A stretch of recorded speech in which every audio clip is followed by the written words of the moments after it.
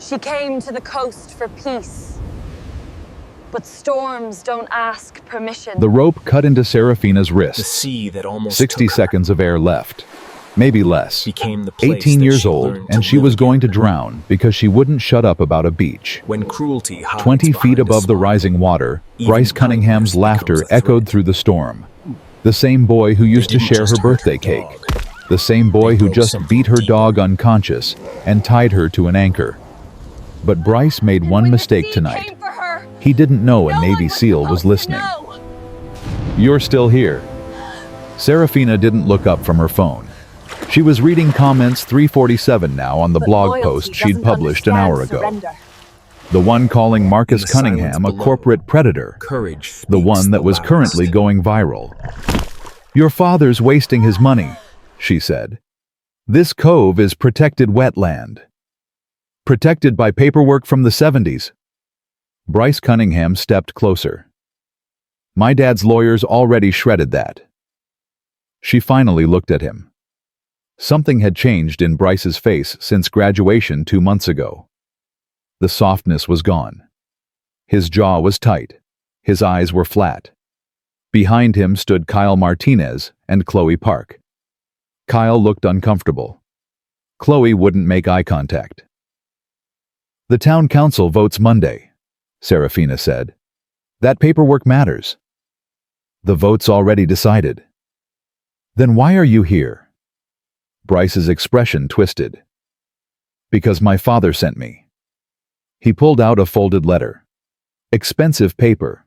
Legal letterhead. Serafina took it. Her hands stayed steady, but her heart was hammering. She unfolded it while Orion pressed against her leg, growling low. Lawsuit. Defamation. Her blog posts. Her interview with Oregon Coast magazine. The words, quantifiable damage to business reputation, jumped out at her. You can't sue someone for telling the truth, she said. Truth is expensive to prove in court. Bryce moved closer.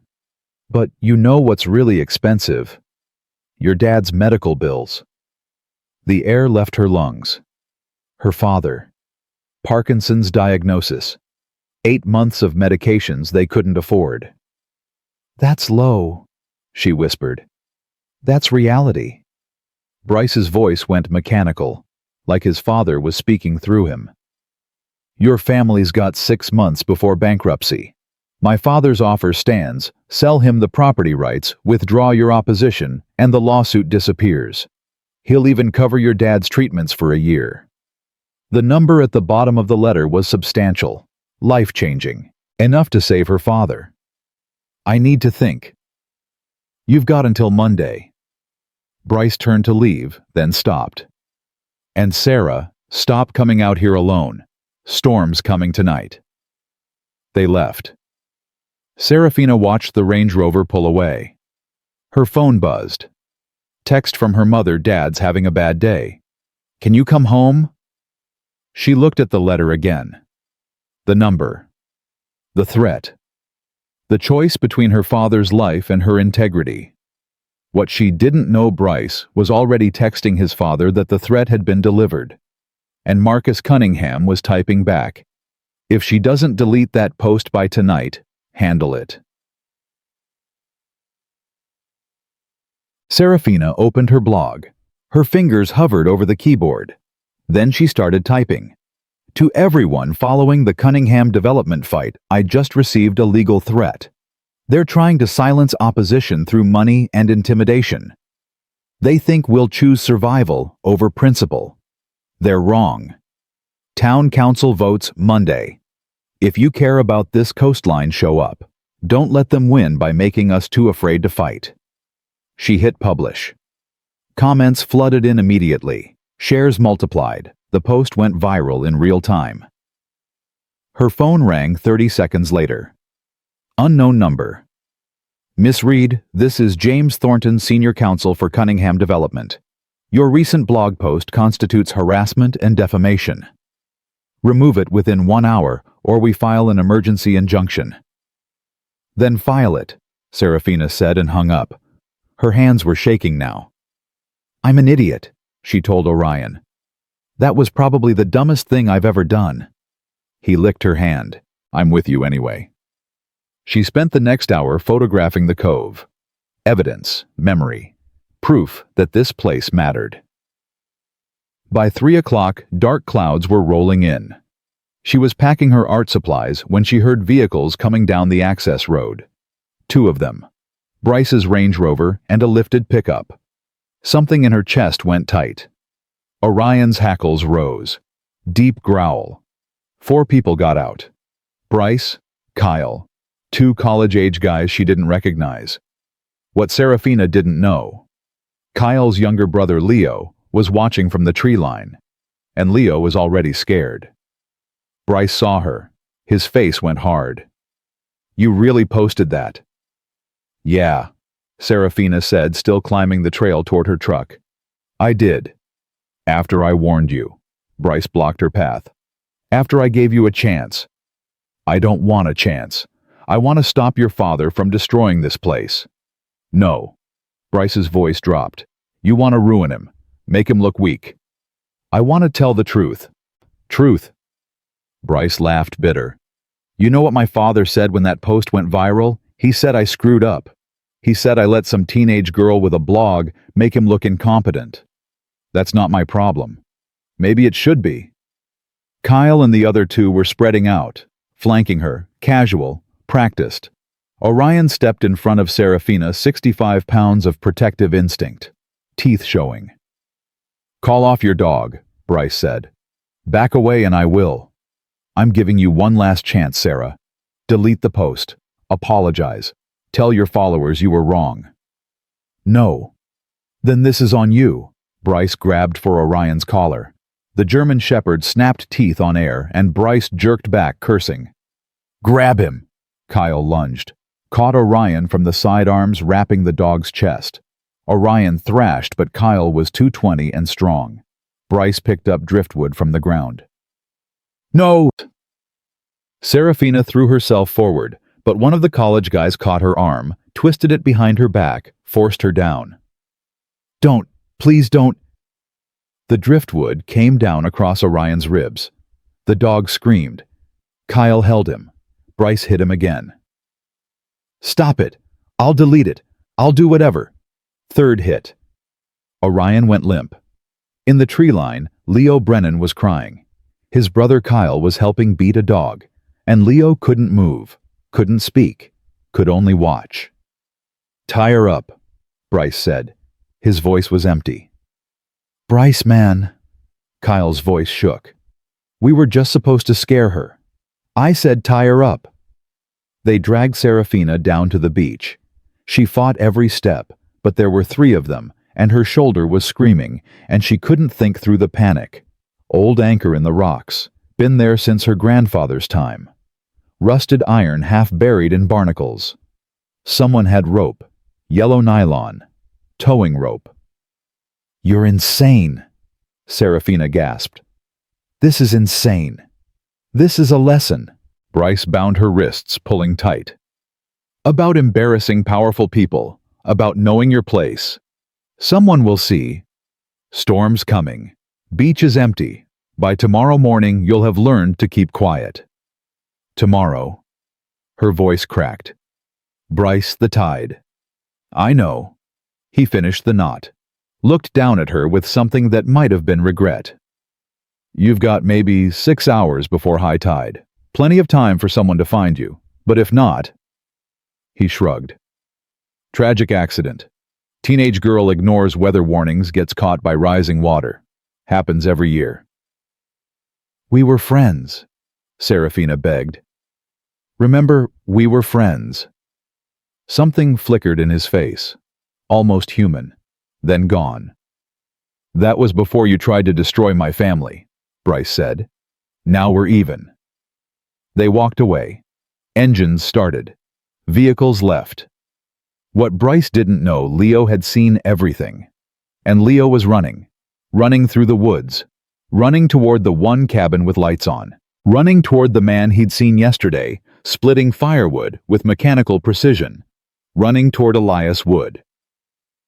Mom, Serafina pulled at the ropes. They didn't budge. She screamed for help. Wind tore her voice away. Orion was 10 feet away, chest rising, falling, shallow, but breathing. "Hold on," she whispered. "Please hold on." Rain started, cold, hard, soaking through her jacket. The tide was coming in. She could see it advancing, each wave reaching farther, claiming territory, promising everything would be smoothed away by morning. Her phone was in her backpack 20 yards away where it fell during the fight. She had nothing. No tools. No leverage. No options. Water reached her feet. 45 degrees. Cold enough to kill through hypothermia, even without drowning. "Help!" she screamed until her throat was raw. "Somebody—" The storm swallowed everything. Think. There were sharp rocks near the anchor. If she could reach one saw through the rope. She stretched. Fingers brushed stone. Couldn't grip it. Again. The rope cut deeper. Blood mixed with seawater. Almost. She hooked it with 2 fingers, dragged it closer, got a grip. Sharp edge. She started sawing at the rope awkward angle, but it was working.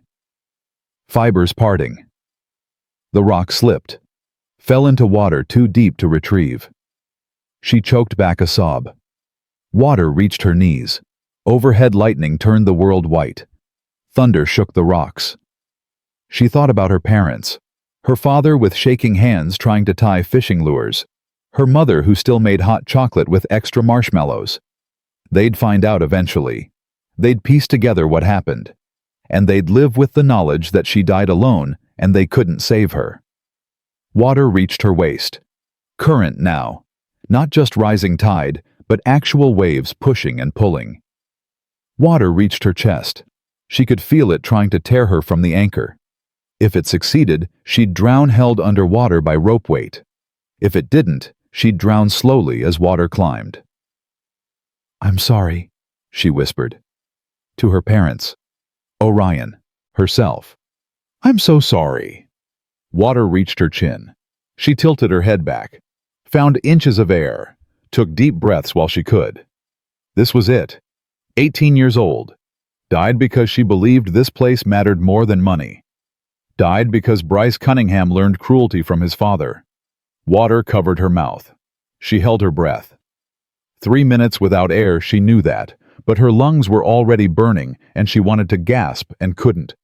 Something splashed. Through the water, she saw Orion.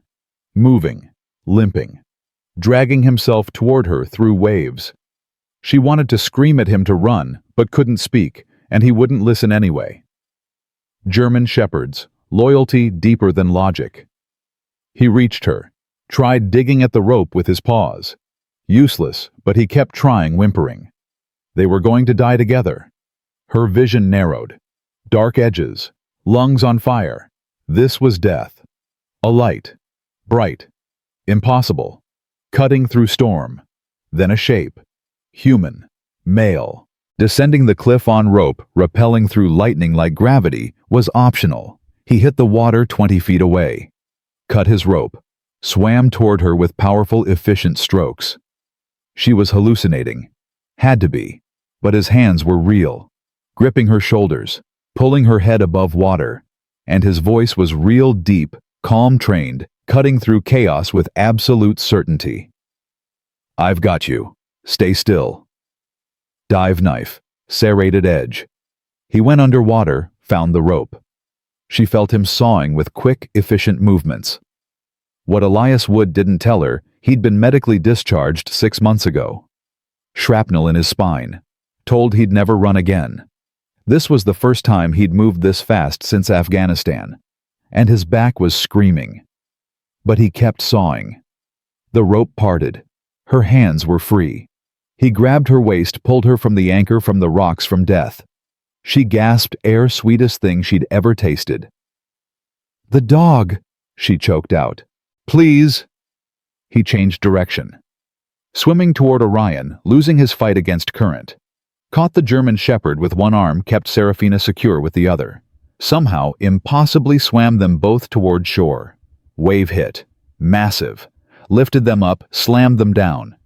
He took the impact on his back, shielding her and Orion from rocks. She heard him grunt pain, but his grip never loosened. What she didn't know, 2 vertebrae in his spine had just compressed. The shrapnel was moving.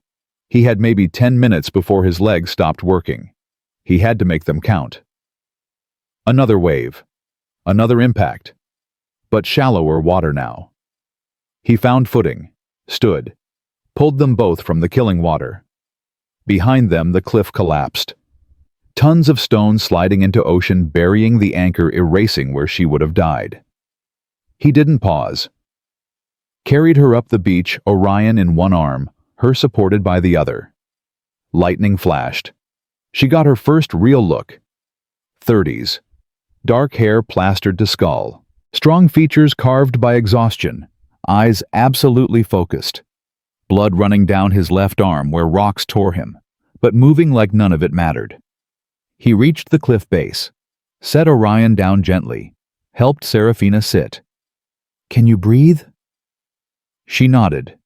Couldn't speak yet. He checked her pulse at her neck, examined her eyes with a small flashlight, looked at her wrists where rope cut through skin. Shock, but stable. The dog. He moved to Orion, hands gentle. Broken ribs, maybe 2. Possible internal bleeding. But he's breathing. Fighting. "How?" Her voice came out as a croak. "How did you know?" "Leo." "What?" "Leo Brennan. Came to my cabin 10 minutes ago. Said you were tied to rocks. Said the tide was coming." Leo. Kyle's younger brother. "Where is he?" "At the cabin. Holding the rope secure." He stood. Looked up the cliff at rope disappearing into darkness. "Can you climb?" Serafina looked at 80 feet of wet rock. Rain, lightning, hands numb and bleeding. "I don't think—" "Yes, you can. Not cruel. Certain. Like he'd already calculated her capabilities. I'll harness you. You just hold on." He had spare rope. Carabiners, harness. Got her secured. Double-checked connections. Then picked up Orion, 65 pounds, got him into makeshift sling across his shoulders. What he didn't tell her, his legs were starting to go numb. He had maybe 5 minutes of strength left. "On 3, he said. Started climbing on 2. Serafina gripped rope, hands screaming, shoulders done. But he was right, she could do this. Up, hand over hand. Feet finding purchase. He was above her, setting pace, somehow climbing with the dog across shoulders and making it look manageable. But inside, Elias was counting. Every pull sent fire through his spine. Every movement brought him closer to collapse. 23 people saved in my career. Can't lose number 24. "Keep going," he called down. "Don't stop." She climbed. Lightning cracked so close she felt electricity in her teeth. 20 feet, he called. "You're doing fine." Her foot slipped. She swung out. "I've got you. Keep climbing." His vision was graying at the edges. The numbness was spreading from his legs to his core. 10 more feet. Just 10 more. 10 feet now, he called. She could see the top, could see Leo's young, terrified face holding the anchor rope. Almost there. 5 feet. Her hand reached the edge. Leo grabbed it, pulled. She scrambled over the top, lay gasping on solid ground. Elias came over the edge a moment later. Set Orion down carefully. His legs gave out. He caught himself on his hands, stayed on his knees a moment, breathing hard. "You okay?" Leo asked. "Fine." He forced himself to stand. His legs were shaking, but they held. "Good work keeping that rope steady." Is she okay?" Leo's voice was breaking. I swear I didn't know Bryce was going to... "We'll talk about what you knew later. Not unkind, final. Right now we get them inside." He helped Serafina to her feet. She tried walking. Legs gave out. He caught her, lifted her. "Cabin's 200 yards, he said. "Leo, get the dog." They moved through storm. Leo carrying Orion, Elias carrying Serafina. What she didn't see, the grimace of pain crossing his face with every step, the way his hands were shaking, the blood running down his back where the shrapnel had torn through scar tissue. But they made it. Small cabin, lights glowing warm through windows. Door opened. Heat poured out. He carried her inside, set her on a couch near the fireplace. "Blankets," he said to Leo. "First aid kit, towels for the dog."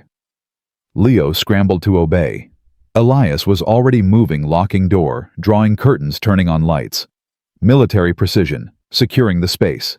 He came back with the first aid kit, knelt beside her. "I'm Elias," he said. "Elias Wood. I'm going to check for injuries. Tell me if anything hurts." "Who are you?" "Someone on leave."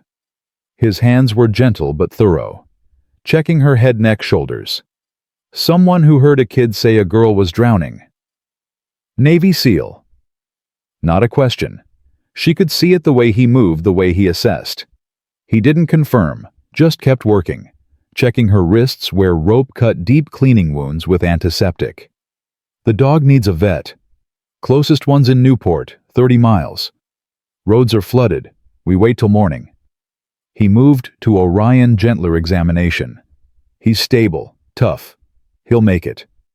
Serafina started crying, full body sobs from somewhere deep and dark. Elias let her cry, didn't try to comfort, just finished treating Orion, then put another blanket around her shoulders.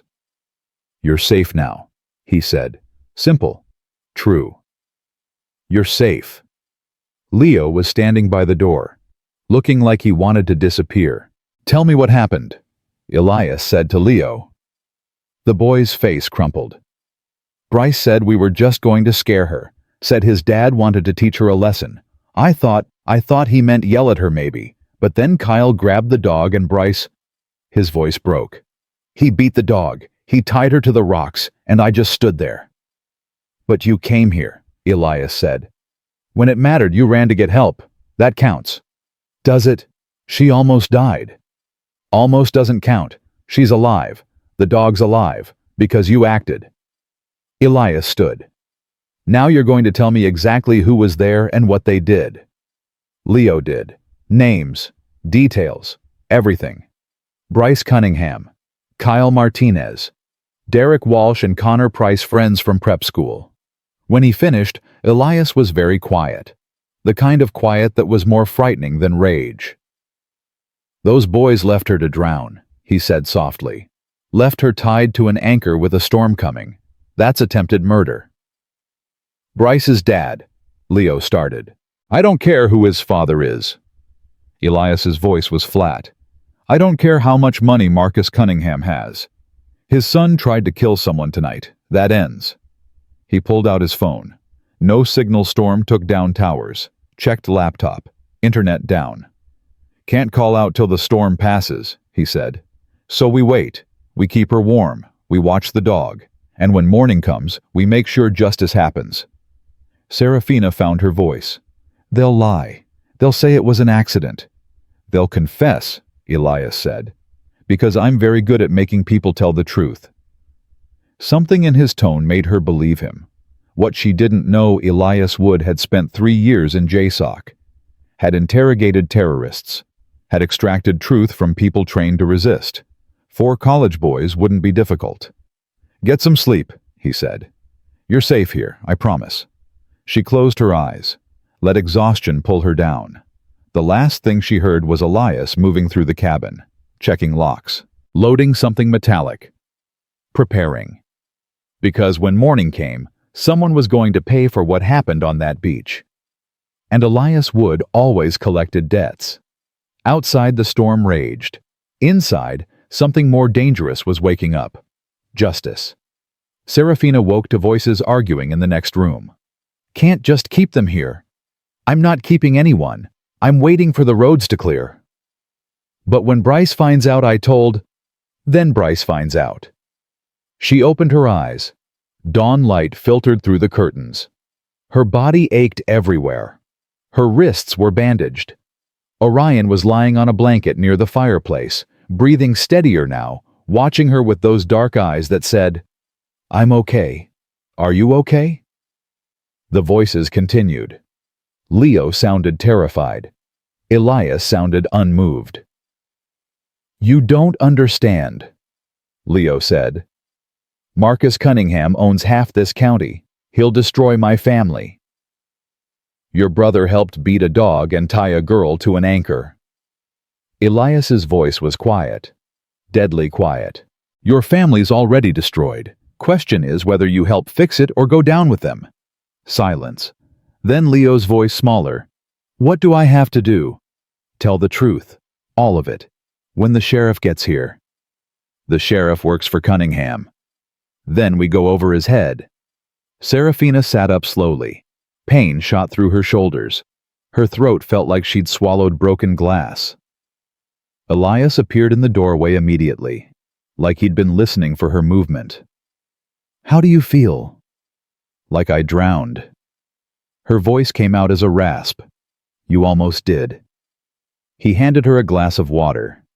"Drink slow. Your throat's raw from salt water." She drank. It hurt, but she needed it.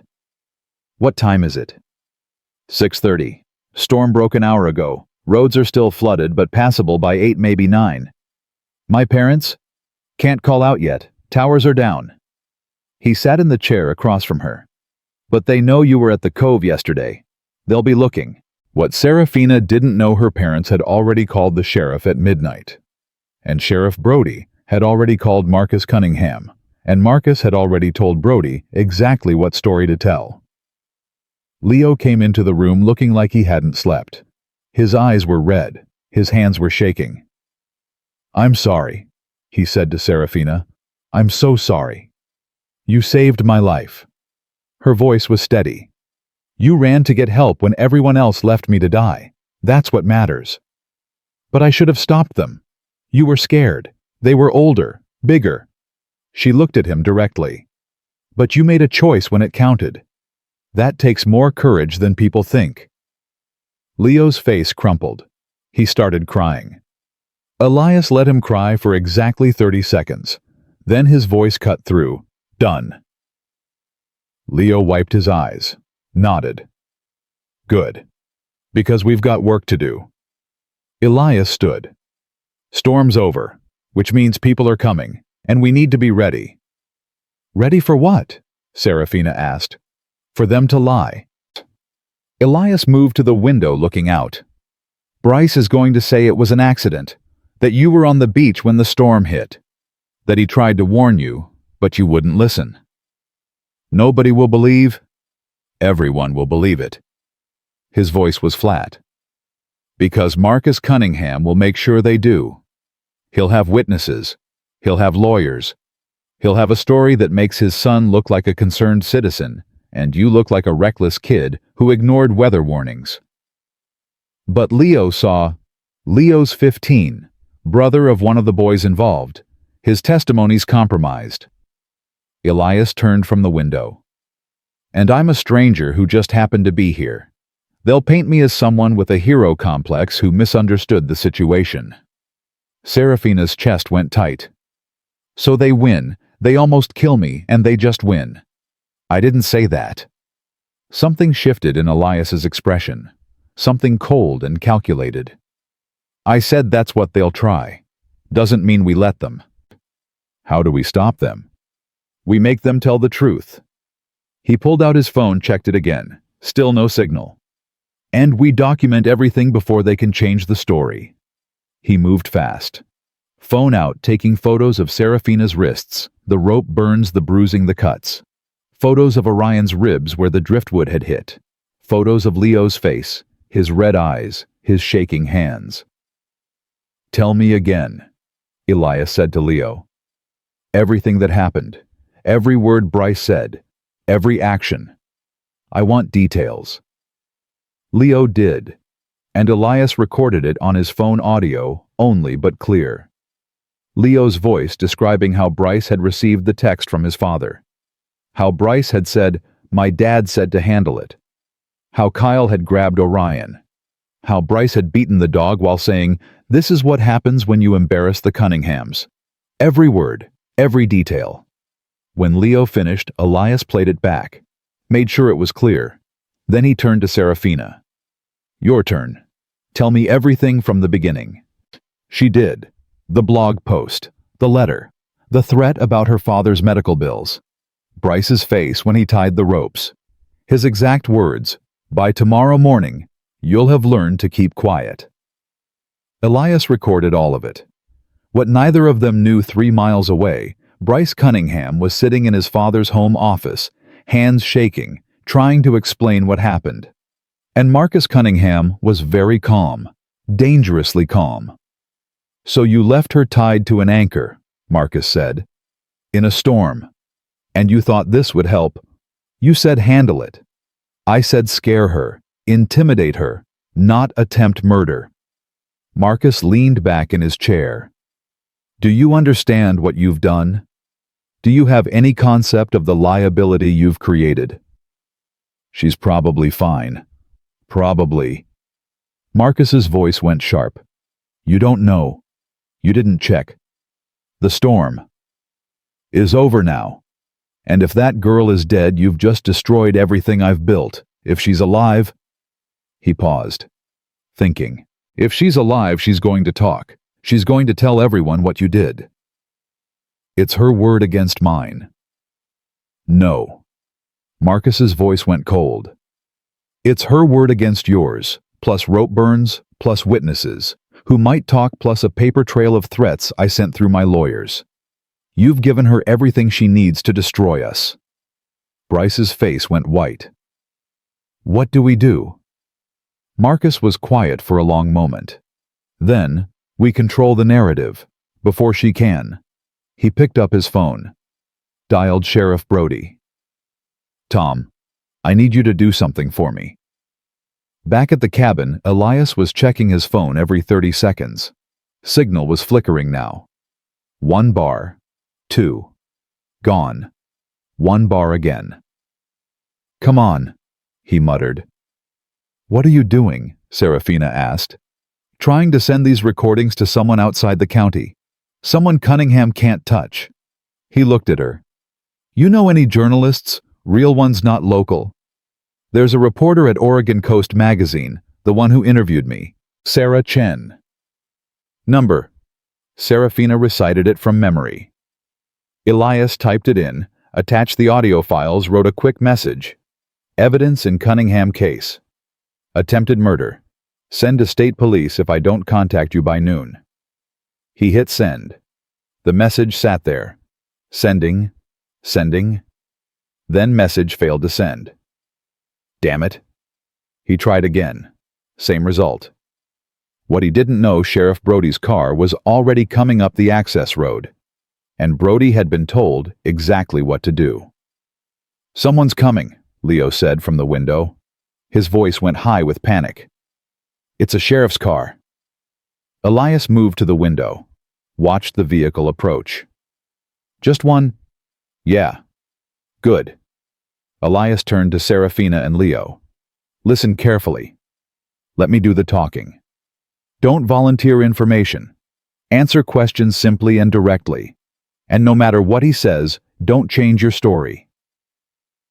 What if he doesn't believe us? Leo asked. Then we make him believe us. The sheriff's car parked. Door opened. Tom Brody got out 50-something overweight, the kind of cop who'd spent more years taking bribes than taking criminals. He knocked on the cabin door.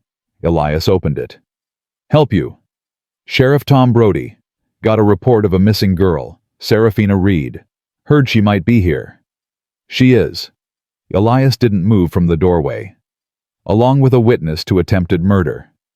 Brody's expression didn't change. That's so. Mind if I come in? You got a warrant? Don't need one. Girl's parents are worried. I'm doing a wellness check. Elias held his gaze for a long moment, then stepped aside. Brody came in. Saw Serafina on the couch, bandaged wrists, exhausted face. Saw Leo by the window looking terrified. Saw Orion lying on the blanket, ribs wrapped. Serafina Reed, Brody said. Yes. Your parents are looking for you. They said you went to the cove yesterday before the storm. His voice was gentle, practiced. "They're worried you got caught in the weather." "I did get caught in it," Serafina said. "Because Bryce Cunningham tied me to an anchor and left me to drown." Brody's face showed perfect surprise, perfect concern. "That's a serious accusation." "It's the truth." "Can you walk me through what happened?" She did. Everything. The blog post, the threat, the beating, the rope, the rising tide. Brody listened, took notes. His face showed all the right reactions: shock, concern, anger. But his eyes were flat. When she finished, he turned to Leo. "You're Leo Brennan, Kyle's brother." "Yes, sir." "And you were there?" "Yes, sir. I saw everything." Leo's voice was shaking, but he kept going. "Bryce beat her dog. They tied her to the rocks. They left her there during the storm. I ran to get help." "That's very brave," Brody said, but something in his tone made it sound like a question. "And you, sir, you're the one who rescued her, Elias Wood." He didn't offer to shake hands. "Navy SEAL retired. I heard the boys report and responded." "Retired." Brody's eyes sharpened. "When?" "6 months ago. Medical discharge." "I see." Brody wrote something in his notebook. "And you just happened to be here in a cabin overlooking the exact beach where this incident occurred." "I'm renting it. 2 weeks." "Convenient timing." "Lucky timing," Elias corrected. His voice was still calm, but something dangerous moved underneath it. "For Miss Reed, since she'd be dead otherwise." Brody nodded slowly. "Well, this is clearly a serious matter. I'll need to take statements from everyone involved, including Bryce Cunningham and the other boys Miss Reed mentioned." He looked at Serafina. "I'll need you to come to the station." "When?" "Now if possible, while everything's fresh." "She needs medical attention," Elias said. "And the dog needs a vet." "We have medical staff at the station. We can examine her there." Brody's tone was still gentle, still reasonable. "And I can call animal control to take the dog." "Nobody's taking my dog." Serafina's voice went hard. "It's procedure for animal abuse cases." "The dog stays with me." Brody looked at her for a long moment, then nodded. "All right, we'll make an exception. But I do need you to come in. You too, Leo. We need official statements." What Serafina didn't know, Brody had already been to the Cunningham house, had already heard Marcus's version of events, had already been told exactly how much his next election campaign would cost and exactly who would fund it. "I'll drive them," Elias said. "That won't be necessary. I'll drive them. Not a question. A statement." Brody's jaw tightened. "Mr. Wood, I appreciate your help, but this is police business now." "Attempted murder is everyone's business." "If that's what happened, you questioning her story." "I'm investigating her story. There's a difference." Brody closed his notebook. "And part of that investigation means talking to all parties involved, separately, without outside influence." "Outside influence?" Elias's voice went very quiet. "You mean witnesses who might keep people honest?" The temperature in the room dropped. Brody's hand moved toward his belt, not to his gun, not quite, but close enough to be a threat. "Mr. Wood, I'm going to ask you to stand down. This is an active investigation, and you're interfering." "I'm protecting a witness." "From what?" "From whoever might want her to change her story." "Are you accusing me of something?" "Should I be?" They stared at each other. Two men who'd both seen violence. Both knew how it worked. Both knew exactly what was happening here. Serafina stood up slowly. Her legs were shaking, but she made them hold. "I'll go to the station," she said. "But Elias drives me, and he stays with me. Non-negotiable." Brody looked at her. Something flickered in his face, respect maybe or calculation. "Fine," he said. "But when we get there, only official personnel in the interview room. That's policy." "Then I want a lawyer." "You're not under arrest." Then I'm free to have a lawyer present, or are you saying I can't? Brody's jaw worked. You can have a lawyer. Good. I'll call one from the station. She moved toward Elias. Can you carry Orion to your truck? Yeah. Brody watched them prepare to leave. His face was neutral, but his hand stayed near his belt. What he was thinking, this was going to be more complicated than Marcus had promised. What Elias was thinking, the sheriff was bought. Which meant they needed to move fast. They loaded into Elias's truck, old Ford F-150, spotless, maintained with military precision. Orion in the back seat wrapped in blankets, Leo in the middle, Serafina by the window. Brody's cruiser pulled out first. Elias followed. He's going to try to separate us, Elias said quietly. I know. Don't let him. Don't agree to anything without a lawyer present. Don't sign anything. Don't let them rush you. Okay? And Leo. Elias glanced at the boy in the rearview mirror. They're going to pressure you. They're going to say you misunderstood what you saw. They're going to threaten your brother with charges if you don't change your story. I won't change it, Leo said, but his voice was shaking. They're good at this. They've done it before. Elias's voice was flat, factual. But remember, you tell the truth, we win. You change your story. Bryce walks, and Serafina gets blamed for her own attempted murder. Leo swallowed hard. I won't change it. They drove in silence for a moment. Then Serafina said, What if they make us change it? Then we go nuclear, Elias said. I've got those recordings. I've got photos. We leak them to every media outlet in the state. We make this so public that Marcus Cunningham can't bury it no matter how many cops he owns. He'll sue, let him sue. Let him. I've got nothing to lose. His voice was cold, empty. But he's got everything to lose. His reputation, his business, his son's freedom. We make this loud enough, fast enough, and he can't stop it. What Elias didn't say, he'd done this before. In Afghanistan, when local police were protecting a warlord, when official channels were compromised. You documented everything. You leaked it to journalists. You made it so public that even corrupt officials had to act or face international pressure. It was dirty. It was risky. It worked. They reached the sheriff's station's small building, 10 deputies enough holding cells for the occasional drunk driver, but not equipped for real crimes. Perfect place to make evidence disappear. Brody was already inside, waiting. Elias parked, looked at Serafina and Leo.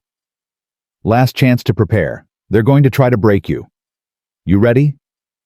No, Serafina said honestly. But I'm going in anyway. Good. He opened his door. That's what courage looks like.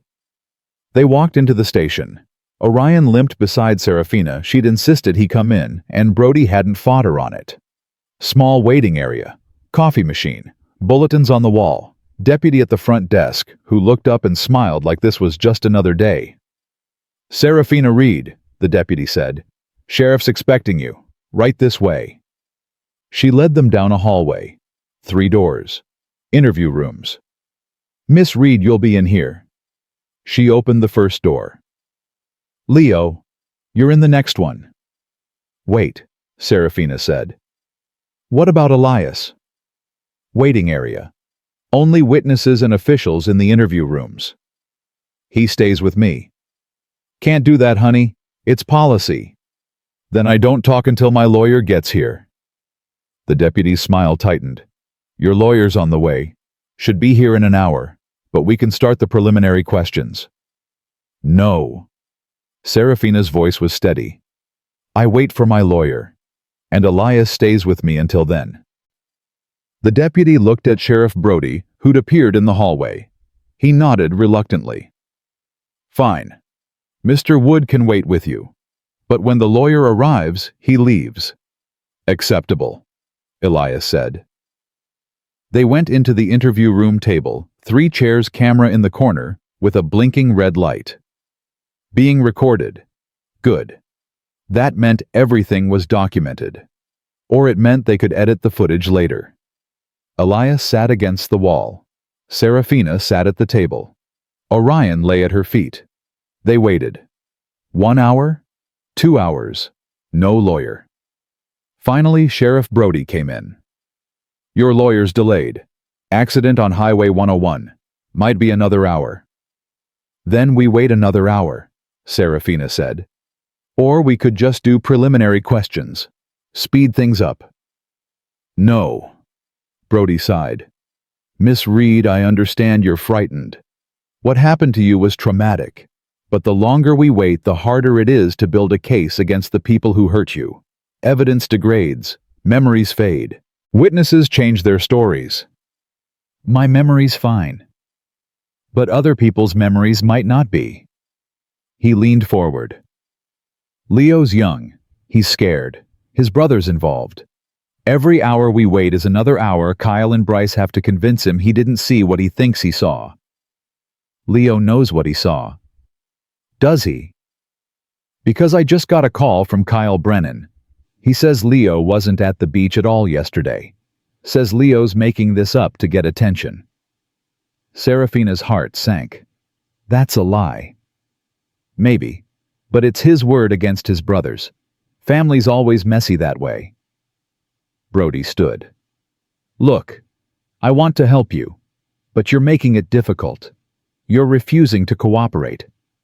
I'm waiting for my lawyer. That's not refusing to cooperate. That's exercising my rights. Your rights aren't in question, but your credibility is. He moved toward the door. Think about it. Girl with a grudge against a prominent family. Girl who's been writing inflammatory blog posts. Girl who admits she was on a dangerous beach during a storm after being explicitly warned to stay away. And now, she's claiming attempted murder. He shook his head. That's going to be a hard sell. Especially when we have text messages from Bryce Cunningham showing he tried to warn you about the weather. What text messages? The ones he sent you at 2:47 yesterday afternoon, warning you to leave the beach before the storm hit. He didn't send me... She pulled out her phone. Dead battery. My phone died. Convenient, Brody said softly, and Serafina understood. They were creating evidence. Text messages Bryce had sent to himself from a burner phone. A narrative that made him look concerned and her look reckless. Charge my phone, she said. You'll see there's no message. We will, but phones can be tampered with. Messages can be deleted. Brody smiled, gentle, sympathetic. See how complicated this gets. He says he sent them. You say you didn't receive them. He's got phone records from his carrier showing the messages were delivered. You've got a dead phone that may or may not have messages deleted. Elias stood up. You're not investigating. You're building a defense for Bryce Cunningham. I'm considering all angles. You're bought. Elias's voice was flat, cold. Marcus Cunningham told you what story to tell, and you're following orders. Brody's face went hard. That's a serious accusation. It's an obvious observation. You need to leave. Now. Not until her lawyer arrives. I can have you removed for interfering with an investigation. Then do it. Arrest me. Drag me out. Let's see how that looks when the media asks why a decorated Navy SEAL was forcibly removed from a police station while trying to protect an attempted murder victim. They stared at each other. Brody's hand moved toward his radio. Then the door opened. A woman walked in, 30s, sharp suit, sharper eyes. She looked at Brody like he was something she'd scraped off her shoe. Sarah Chen, she said. Oregon Coast Magazine. I'm here about the Serafina Reed story. Brody's face went pale. How did you... Your file clerk called me. Said there was an interesting case developing. She smiled. Cold. Professional. And since I've been following the Cunningham development story, I thought I'd check it out. She looked at Serafina. You okay? Getting there, Serafina said. What she didn't know, Sarah hadn't been called by any file clerk. She'd been trying to reach Serafina all morning to follow up on the viral blog post. When she couldn't get through, she'd driven to the Reed house and found Serafina's parents' frantic sheriff refusing to tell them where their daughter was. So Sarah had done what good journalists do. She'd pushed until she found answers. "I'd like to interview Miss Reed," Sarah said. "She's in the middle of giving a statement." Brody started. "Actually, I'm waiting for my lawyer," Serafina said. "And since I'm not under arrest, I'm free to talk to whoever I want." "Right, Sheriff?" Brody's jaw worked. "The interview will have to wait until after." "Then I'll wait." Sarah sat down, pulled out her phone, started recording. "Take your time, Sheriff. I've got all day." And just like that, everything changed. Because now there was a witness Cunningham couldn't buy. A journalist with a recorder. A story that was about to go very public. Brody knew it. His hand moved away from his radio. "I'll go check on your lawyer," he said, and left. The moment the door closed, Sarah turned to Serafina. "Tell me everything." And Serafina did. Serafina was halfway through her story when the door slammed open. Marcus Cunningham walked in like he owned the building. And maybe he did. 6'2". Silver hair. Expensive suit that probably cost more than her father's truck. Behind him came two men in cheaper suits. Lawyers had to be, and Sheriff Brody, looking like a dog who'd just been kicked. "This interview is over," Marcus said. Sarah Chen didn't even look up from her recording. "I'm a journalist conducting an interview with a willing subject. You have no authority here." "I have every authority. This is an active police investigation and you're contaminating a witness." "A witness you're trying to intimidate." Sarah finally looked at him. "Which is a crime, Mr. Cunningham. One I'm currently documenting." Marcus's jaw tightened. He turned to Brody. "I want her removed." "Sir, I can't just—" "You can and you will. She's interfering with official police business." "Actually," Elias said from the corner, "she's doing the job you're paying the sheriff not to do, which is investigate attempted murder." Marcus looked at him for the first time. Something flickered in his eyes. Recognition maybe, or calculation. "You must be the hero," Marcus said. His voice dripped contempt. "The Navy SEAL who rescued the girl. Retired. Medical discharge, I heard, shrapnel in the spine. Can barely walk some days." Marcus smiled. "Must be frustrating, going from special forces to renting cheap cabins on the coast. Playing hero for teenage girls with grudges." Elias didn't respond. Didn't move. But something in his stillness was more threatening than any action. Marcus turned back to Serafina. His expression softened, calculated warmth replacing the contempt. "Miss Reed. Serafina. I'm so sorry about what happened to you yesterday." She stared at him. "Sorry? Of course. What my son did was inexcusable. Tying you to those rocks even as a prank, even meaning no real harm. It was dangerous and stupid, and I'm appalled." "A prank." Her voice rose. "He beat my dog. He left me to drown." "He made a terrible mistake."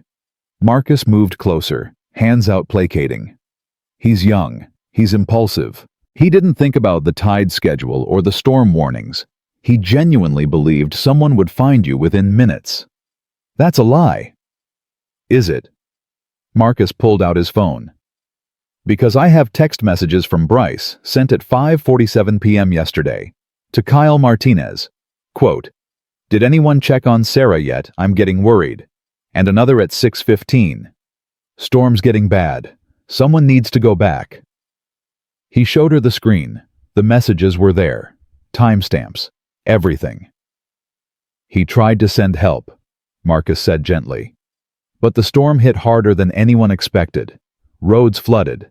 By the time Kyle tried to go back, it was too dangerous." "That's not what happened," Leo said. His voice was shaking but determined. "Bryce laughed when we left. He said she'd learn her lesson." "You're Kyle's little brother," Marcus said. 15 years old, scared, confused. You saw your brother involved in something that frightened you, and your mind filled in the blanks with the worst possible interpretation. I know what I saw. Do you? Marcus's voice stayed gentle, but something hard moved underneath. Because Kyle says you weren't even at the beach. He says you were home sick with the flu. Your mother confirms it. She was giving you medicine all afternoon. Leo's face went white. My mom wouldn't. Your mother's trying to protect you. She knows you're confused. She knows you want to help your friend Serafina. But lying to police won't help anyone.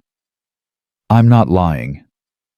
Then why did you tell your mother yesterday that you were home in bed? Why did she bring you soup at 4 o'clock? Why does she have receipts from the pharmacy showing she bought flu medication at 3:30? Leo couldn't speak. Because what Marcus was saying wasn't completely false. Leo had been sick earlier in the week. His mother had bought medicine, and Marcus had taken those facts and twisted them into a weapon.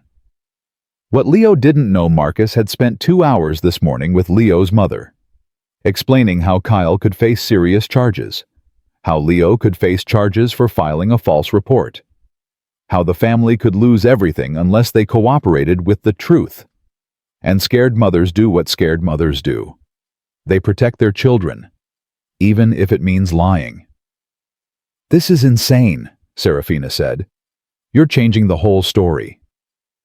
I'm clarifying the story. Marcus sat down across from her. Here's what actually happened. My son made a stupid mistake. He tried to scare you as payback for your blog posts attacking our family. He tied you to the rocks thinking someone would find you immediately. He didn't account for the storm. He panicked. He sent texts trying to organize help, but the weather made it impossible. He beat my dog. Your dog attacked Bryce when he approached you. Bryce defended himself with a piece of driftwood. Unfortunately, the dog was injured in the altercation. Orion didn't attack anyone. That's not what the veterinary report will say. Marcus pulled out another document. I took the liberty of having Dr. Patterson examine your dog this morning. He confirms the injuries are consistent with defensive strikes from someone being attacked. You didn't examine my dog. I had my veterinarian standing by.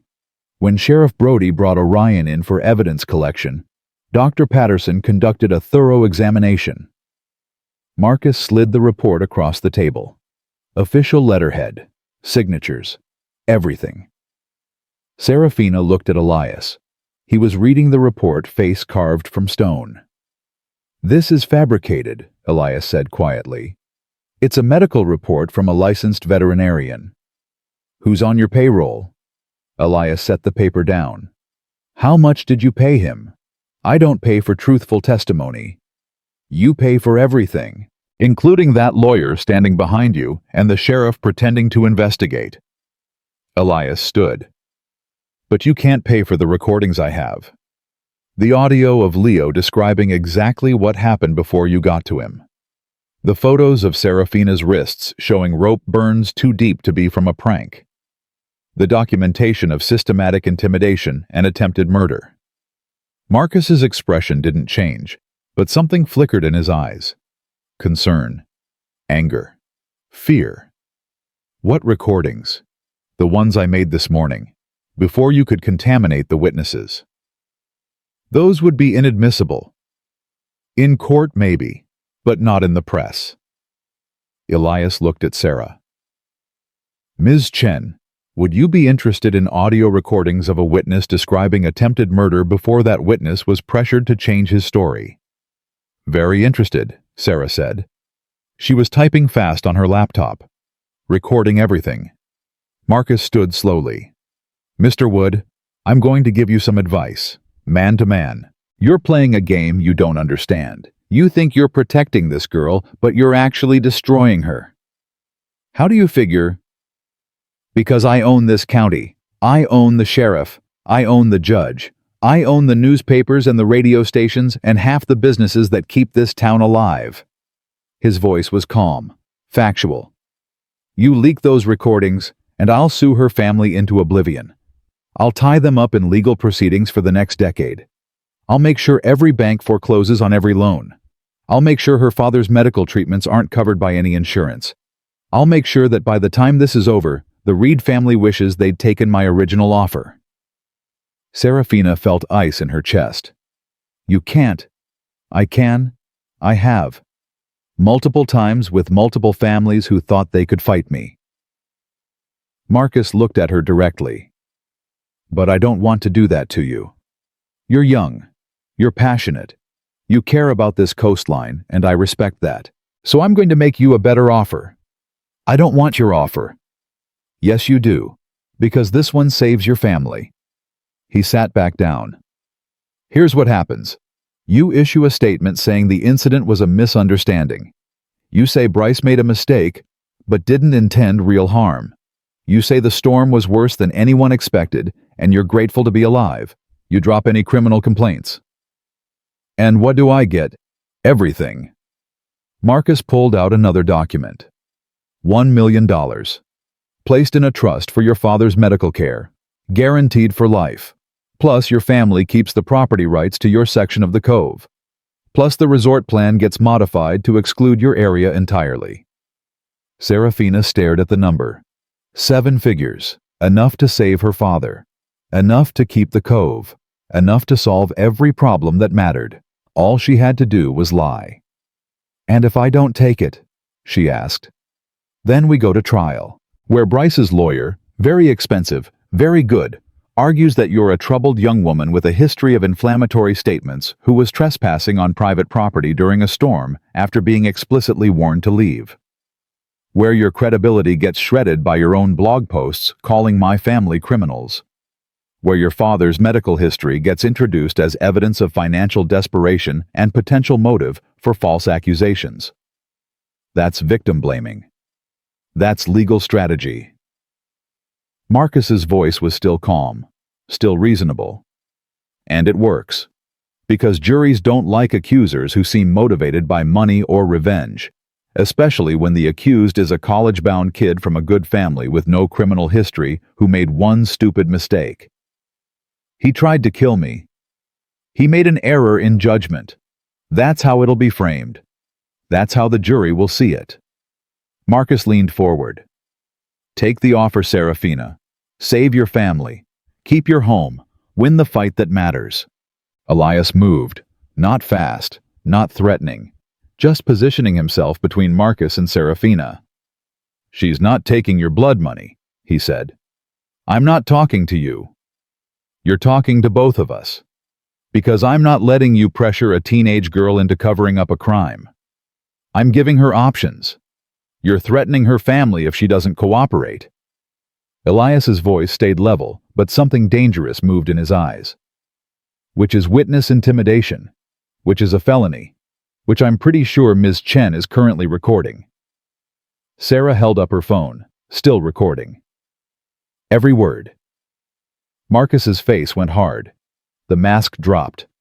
Behind it was something cold and calculating and genuinely frightening. You have no idea what you're doing, he said to Elias. You think you're protecting her, but you're signing her death warrant. Legal death, financial death, social death. When I'm done, she won't be able to show her face in this town. Then we leave town, Serafina said. Everyone turned to look at her. What? Marcus said. If you make it impossible for us to stay, we leave. Her voice was steady now, clear. We sell the property to someone who isn't you. We move somewhere you don't control, and we make sure everyone knows why we had to run.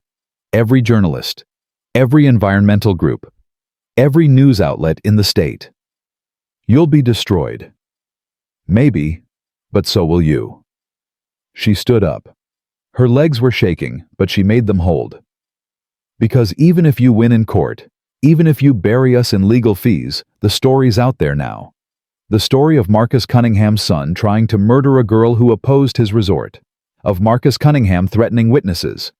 Of Marcus Cunningham buying off police and doctors and anyone who might tell the truth. That's slander. It's documented. She pointed at Sarah's phone. Every threat you just made, every offer, every admission, recorded. Marcus's face went very still. That recording was taken without my consent. Oregon's a one-party consent state, Sarah said. Her voice was cheerful, professional.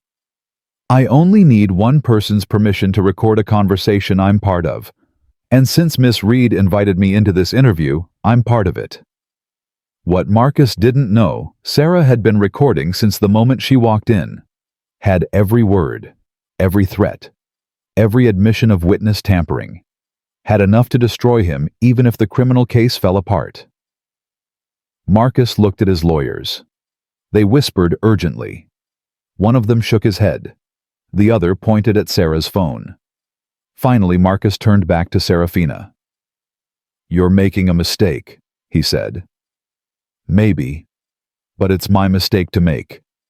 You'll regret this. I already regret not punching your son in the face when I had the chance. Her voice was cold, steady. Now get out. I'm done talking to you. Marcus stared at her. Something passed across his face, surprise maybe, or respect or hatred, hard to tell. Then he turned and walked out. His lawyers followed. Sheriff Brody hesitated, then followed them too. The door closed. Silence. Then Serafina's legs gave out, and Elias caught her before she hit the floor. Easy, he said. You're okay. You did good. I just rejected $1 million, she said. Her voice was shaking. I just made my family's lives harder. You did the right thing. Did I? She looked up at him. What if he does everything he threatened?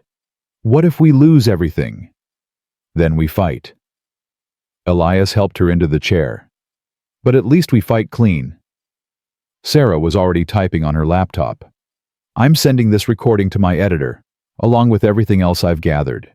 By tomorrow, this story's going to be everywhere. Will that help? Serafina asked. It'll help. Sarah looked at her. Public pressure is the only thing people like Marcus Cunningham actually fear. When the story goes public, when people see what he's doing, the state police will have to investigate. The DA won't be able to ignore it. He'll have to respond. Or he'll bury us first. He'll try, but we're faster. Sarah's fingers flew across the keyboard. Story goes live in 3 hours. By tonight, you'll be on every news station in Oregon. By tomorrow, national outlets will pick it up. Marcus Cunningham is about to learn what happens when you threaten people with witnesses watching. Leo spoke up for the first time since Marcus left.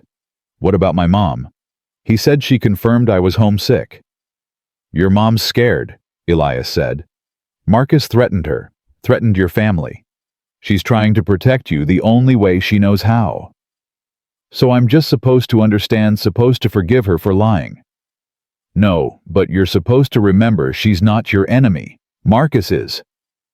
Elias's voice was firm. He's good at turning families against each other. Good at making people betray the ones they love out of fear. Don't let him win that way. Leo's face crumpled. I don't know what to do. You do what you've been doing. Tell the truth. Stand by it. Let the adults handle the consequences. But Kyle, my brother's going to hate me. Your brother made his choice when he helped beat a dog and tie a girl to an anchor. You made yours when you ran for help. Elias's tone softened slightly. In 10 years, you'll be proud of what you did today. He won't. That's the difference. The door opened again, but this time it was someone different. A woman in her 50s, tired eyes carrying a briefcase. Serafina Reed, she said. Yes. I'm Jennifer Walsh. I'm your lawyer. Sorry I'm late. There was an accident on 101 that had nothing to do with anyone trying to delay me from getting here. She said it pointed, looking at the camera in the corner, making sure it was on record. You're actually here, Serafina said. I'm actually here. Legal aid sent me, pro bono. Jennifer sat down, opened her briefcase.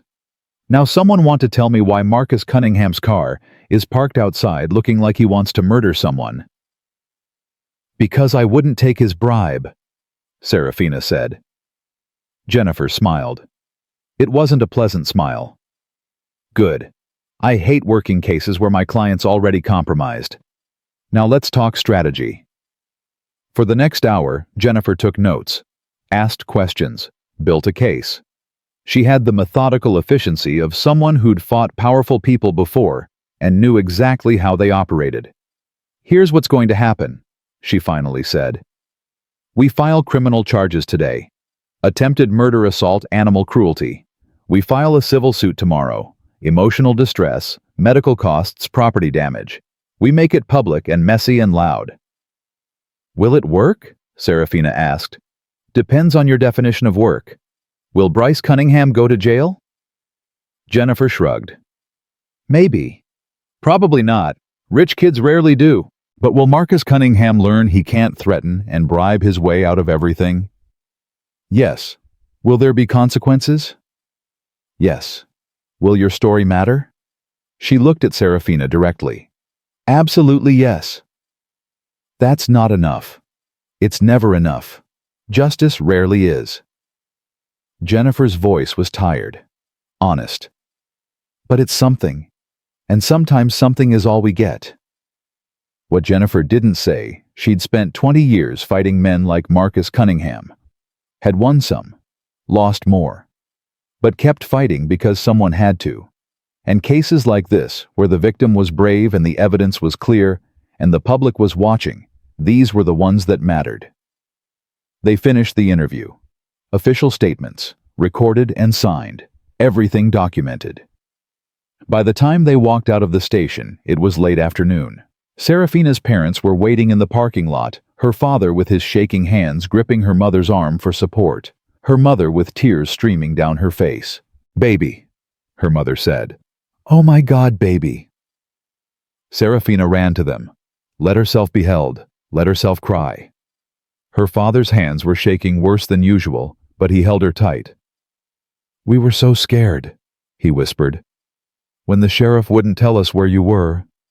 "I'm okay, Dad. I'm okay." "You're not okay. You almost died." His voice broke. "Because I couldn't protect you. This isn't your fault. Isn't it?" He pulled back, looked at her with red eyes. "Marcus offered us money. Offered to help with my treatments. All we had to do was sell the cove. And I considered it. Actually considered it, because I'm sick and I'm scared, and I thought maybe it wasn't worth fighting." "Dad, stop." "But you fought anyway. You fought even when I was too weak to. And you almost died for it." Tears were running down his face now. "I'm so sorry. I'm so sorry I wasn't stronger." "You are strong." Serafina grabbed his shaking hands. "You're sick. That's not weakness. That's biology. But you raised me to care about things that matter, to stand up even when it's hard. That's strength." Robert Reed looked at his daughter, 18 years old, bruised and exhausted and braver than he'd ever been. "When did you grow up?" he whispered. "Yesterday. In the storm." What Serafina didn't know, her parents had already made a decision. They'd sell the house if they had to, move if necessary. But they wouldn't let Marcus Cunningham touch their daughter again. Mary Reed saw Elias standing nearby. She walked over to him. "You saved my daughter's life," she said. "I was in the right place." "No," her voice was firm. "You chose to run into a storm when you heard someone was in danger. You chose to risk your life for a stranger. That's not luck. That's character." She grabbed his hand. "Thank you. However inadequate that is, thank you." Elias looked uncomfortable. "Anyone would have." "But you did." Mary's grip tightened. "Don't minimize that. Don't pretend it was nothing. You saved her. We owe you everything." "You don't owe me anything. We owe you our daughter's life. There's no debt bigger than that." She released his hand. "If you ever need anything, anything at all, you call us. Understand?" Elias nodded, uncomfortable with gratitude. Uncomfortable with the weight of what he'd done, what he was thinking 23 people saved during his career. But this one felt different. This one mattered in a way the others hadn't. Maybe because he'd almost failed. His back had almost given out. His legs had almost stopped working. He'd been seconds from collapse when they reached the top of that cliff. 24 people saved. But barely. Sarah Chen came over. Story goes live in 1 hour. Just wanted you to know. What should we expect? Mary asked. Attention. Lots of it. National news will pick it up by tomorrow morning. People will want interviews. Politicians will want to comment. It's going to be overwhelming. Will it help? It'll force action. State police will have to investigate. DA will have to file charges. Marcus Cunningham will have to respond publicly instead of hiding behind lawyers. Sarah looked at Serafina. But it also means your life becomes public. People will analyze everything. Supporters and detractors. Fan mail and hate mail. Can you handle that? Serafina thought about it. About exposure. About strangers knowing her story. About giving up privacy for justice. I don't know, she said honestly. But I'll try. That's all anyone can do. Sarah packed up her laptop. I'll send you the link when it goes live. And Serafina, for what it's worth, you're braver than most adults I know. They drove home in Serafina's father's truck, all of them crammed in Orion lying across laps, nobody wanting to be separated. The house was small, warm, familiar. Everything the storm and the station and Marcus Cunningham's office weren't. Serafina showered, changed clothes, bandaged her wrists again. When she came downstairs, her phone was charged. Notifications everywhere. Sarah's article had gone live. Teen nearly killed for opposing resort development, attempted murder or tragic accident. The headline was fair, balanced, but the story underneath laid out everything. The blog posts, the threats, the assault, the tide, the rescue. Marcus Cunningham's statement was quoted, "My son made a terrible error in judgment, but had no intent to cause serious harm." Bryce's statement, "I'm deeply sorry for my actions. I never meant for anyone to get hurt." But then came Leo's recorded testimony before Marcus got to him. Kyle's initial statement to police before he changed his story. The veterinary report showing Orion's injuries were consistent with aggressive beating, not defensive strikes. The photos of Serafina's wrists. The rope burns. The bruising. Evidence laid out clean and clear for anyone to see. The comments section was exploding. Thousands already, split between support and skepticism, but mostly support. This is horrifying. Rich kids think they can get away with anything. Justice for Serafina. Lock Bryce up. Marcus Cunningham is a monster. Boycott his businesses. But also, something doesn't add up. Why was she on the beach during a storm? Sounds like she's looking for a payday. Both sides are probably lying. Serafina read them until Elias gently took the phone from her hands. "Don't," he said. "Don't read the comments. Don't let strangers who weren't there tell you what you experienced. But some of them think I'm lying. Some people always will. That's not your problem." He set the phone down.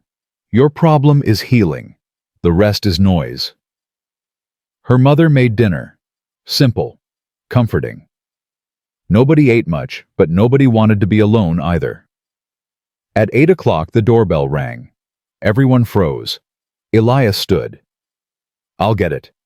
He opened the door carefully, hand ready for what combat defense. Hard to tell. But it wasn't Marcus. Wasn't Bryce.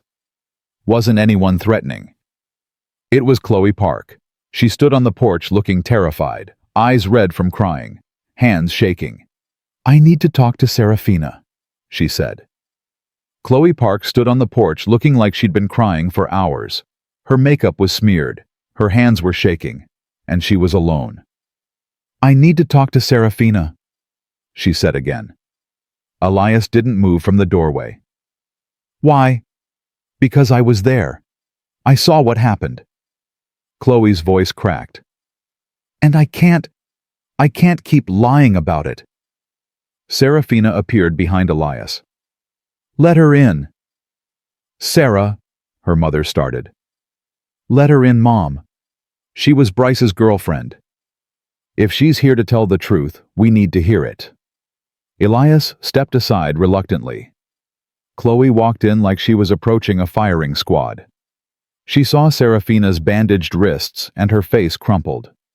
"I'm so sorry," she whispered. "I'm so sorry I didn't stop them." "You were there," Serafina said. "Not a question, a confirmation. I was in Bryce's car, watching." Chloe's voice was barely audible. "Kyle told me to stay in the vehicle, said it was just going to be a conversation. But then Bryce grabbed the driftwood, and I knew it was going to be bad. But I just sat there. Why are you here now?" Mary Reed's voice was cold, protective. "Because I saw the article, saw what Marcus is doing, saw the fake text messages and the fake vet report and Leo's mom lying for them." Chloe looked at Serafina. "And I realized, if I stay quiet, you could lose. Bryce could walk away, and I'll have to live with that for the rest of my life." "You'll lose everything," Serafina said.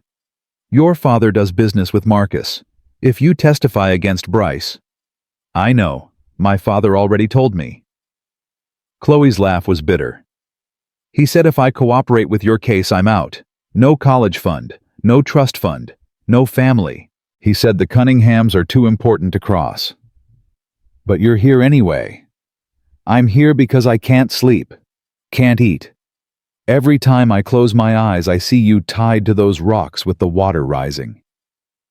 Chloe's voice broke completely. "I was your friend once. Remember freshman year before everything got complicated?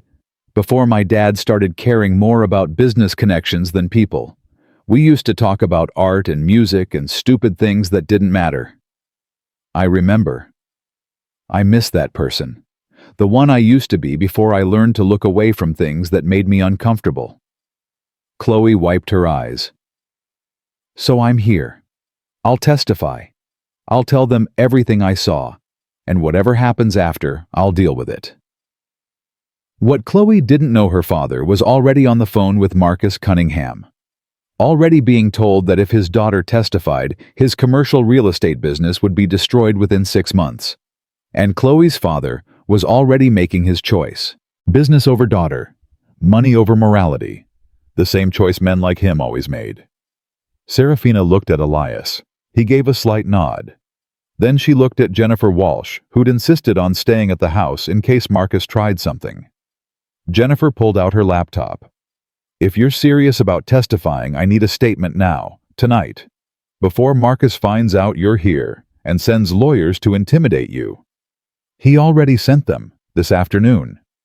Chloe pulled out her phone, showed text messages. "They said, if I talk to you, I'm opening myself to defamation charges. They said I'm an accessory to filing a false report. They said—" Her voice wavered. "They said a lot of things. All lies," Jennifer said. "Designed to scare you, but if you're willing to tell the truth, I can protect you." "How?" Witness protection isn't just for federal cases. Oregon has provisions for protecting witnesses in criminal cases involving wealthy defendants. Jennifer was already typing. "I file paperwork tonight showing you've received threats. You give your statement on record, and you become untouchable. My father won't care about legal protection. Your father will care about losing his business license, which is what happens if he retaliates against a protected witness." Jennifer's voice was steel. "I've done this before, Chloe. Rich people think they're above consequences until those consequences have teeth. Trust me, your father will choose his business over his anger." Chloe sat down at the kitchen table, took a shaky breath. "What do you need me to say?" For the next 2 hours, Chloe talked. Jennifer recorded every word. Serafina's parents listened in silence. Elias stood by the window watching the street for any sign of trouble. And Chloe told the truth. She described Bryce's rage in the car driving to the cove.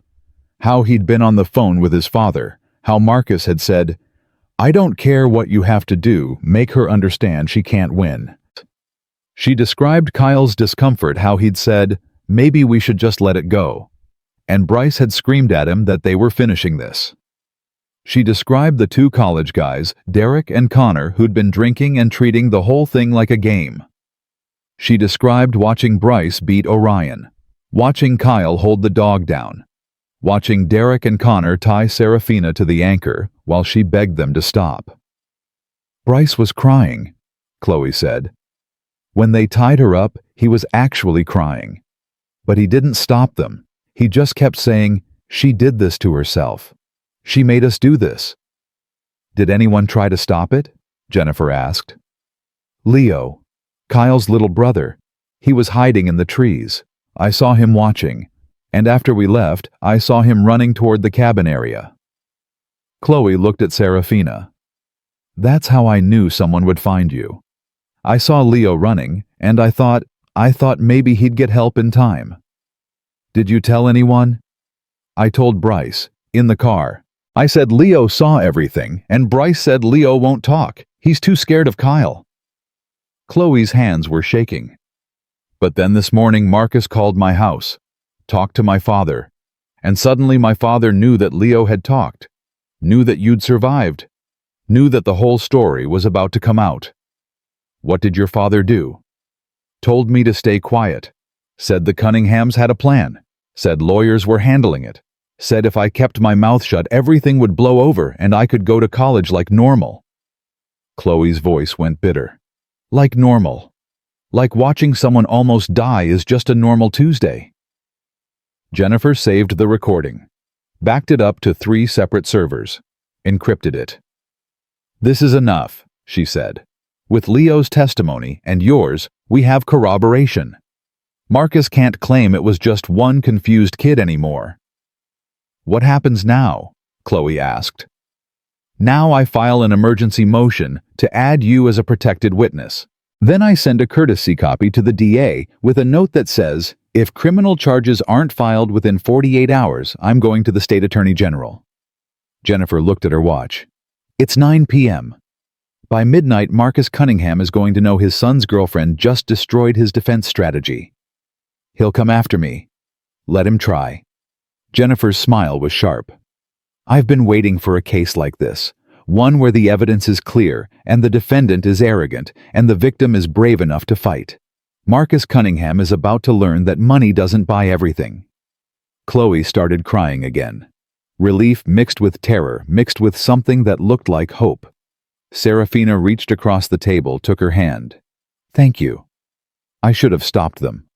But you're stopping them now. That counts." What neither of them knew 3 miles away, Bryce Cunningham was having a breakdown. He'd just seen Sarah Chen's article, seen the photos, seen the comments calling him a monster. And for the first time, reality was crashing through his denial. He'd almost killed someone. Not in a hypothetical way, not in a things could have gone wrong way, in a literal, factual way. He'd tied Serafina Reed to an anchor during a storm and left her to drown. And the only reason she was alive was because of a Navy SEAL and blind luck. Bryce was sitting in his bedroom, hands shaking, staring at his phone. His father had told him not to look at social media, had told him to stay off the internet, had told him the lawyers would handle everything. But Bryce couldn't stop looking. The comments were brutal. Thousands of people who didn't know him had never met him calling him evil, calling him a murderer, calling for him to be locked up forever. And the worst part, they weren't wrong. He'd told himself it was just a prank, just teaching her a lesson, just making her understand she couldn't attack his family without consequences. But it wasn't a prank. It was attempted murder. And he'd done it. His phone buzzed. Text from his father. "Don't read the comments.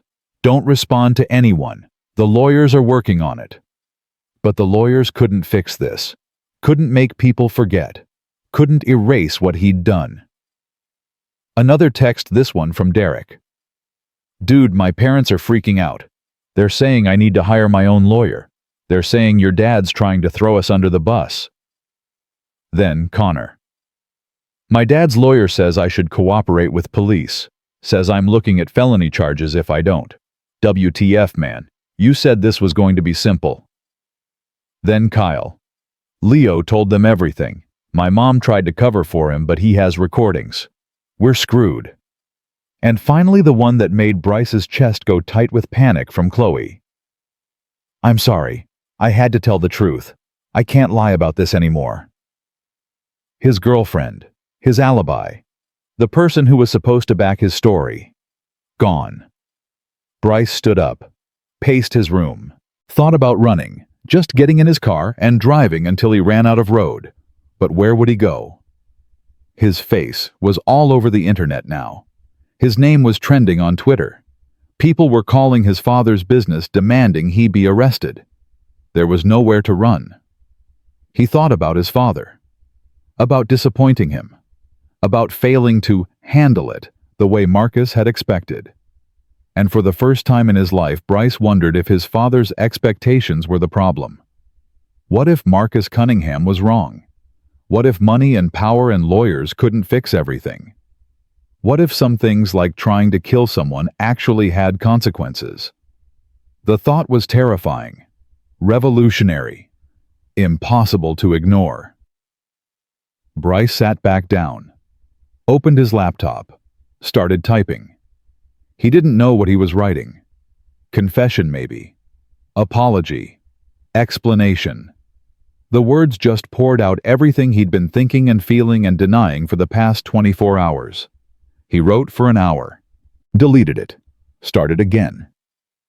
Finally, he had something that felt true, felt honest, felt like the opposite of everything his father would want him to say. He posted it to his Instagram, public, unfiltered, no lawyers reviewing it first. I almost killed Serafina Reed. Not as a prank, not by accident. I tied her to an anchor during a storm because I was angry and entitled and thought I could do whatever I wanted without consequences. She's alive because a stranger risked his life to save her. Not because I showed mercy. Not because I had a moment of clarity. Because someone better than me made sure my stupidity didn't become murder. I'm sorry, that's inadequate, but it's all I have. I'm sorry to Serafina. I'm sorry to her family. I'm sorry to everyone who believed I was a good person when I'm clearly not. I don't know what happens next. My father's lawyers say I shouldn't admit anything, but I can't keep lying. Can't keep pretending this was anything other than what it was: attempted murder. I deserve whatever punishment comes. I deserve people's anger and hatred. I don't deserve forgiveness. I'm not asking for it. I'm just saying I'm sorry, and that Serafina Reed is one of the bravest people I've ever met. And I almost destroyed her because she wouldn't back down from what was right. That's who I am. That's what I did, and I have to live with it forever. He hit post before he could second-guess himself. The response was immediate. Comments flooding in. Some supportive, "Thank you for being honest." Some still angry, "Sorry isn't enough." Some confused, "Is this real? Or is his dad making him say this?" But the important thing, it was out there. Public. Irrevocable. His phone rang. His father. Bryce let it go to voicemail. It rang again. Again. Again. Finally, Bryce answered. "What the hell did you just do?" Marcus's voice was ice. "I told the truth. You just confessed to a felony on social media. I committed a felony. Confessing is just being honest about it." "Honest?" Marcus's voice rose. "You just destroyed any chance of a defense. The lawyers can't work with this. The plea deal I was negotiating just evaporated.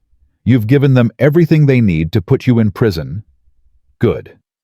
Silence. Then, "What did you say?" "I said good. I should go to prison. I tried to kill someone, Dad. I beat a dog and tied a girl to an anchor and left her to drown. That's not a mistake. That's not poor judgment. That's attempted murder. You were defending our family. I was protecting your resort, your business, your money." Bryce's voice was steady now, clear. "But none of that was worth killing someone over, and I'm done pretending it was." "You're having a breakdown." "I'm having clarity. For the first time in 18 years. Bryce looked at his phone at the notifications still pouring in. "You taught me that power means never having to face consequences. That money can fix anything. That people like us are above people like Serafina Reed. I taught you how the world works. You taught me how to be a monster." The words came out quiet, final. "And I'm done being that." Marcus was silent for a long moment. Then, if you testify against yourself, you're disowned. No legal support, no money, no family. You understand that? I understand. You're throwing your life away. No, I'm trying to save what's left of it. Bryce closed his eyes. I'll take whatever punishment comes, but I won't lie anymore. Not for you, not for anyone. He hung up, blocked his father's number, sat in the silence of his room. Then he opened his laptop and started writing again. This time, a formal statement. One he'd give to police. One that would corroborate everything Serafina and Leo and Chloe had said. The truth. Complete and unfiltered. What Bryce didn't know, his confession was already going viral. Screenshots spreading across social media. News outlets picking it up. The story shifting from rich kid denies wrongdoing to rich kid admits attempted murder. And in the Reed house, Jennifer Walsh's phone started buzzing with notifications. She looked at Bryce's Instagram post, read it twice, then looked at Serafina. Your case just got a lot easier, she said. What happened? Jennifer showed her the phone. Serafina read Bryce's confession, read it again, couldn't quite process what she was seeing. He admitted it, she said. He actually admitted it. Publicly, unequivocally, in a way that his lawyers can't walk back.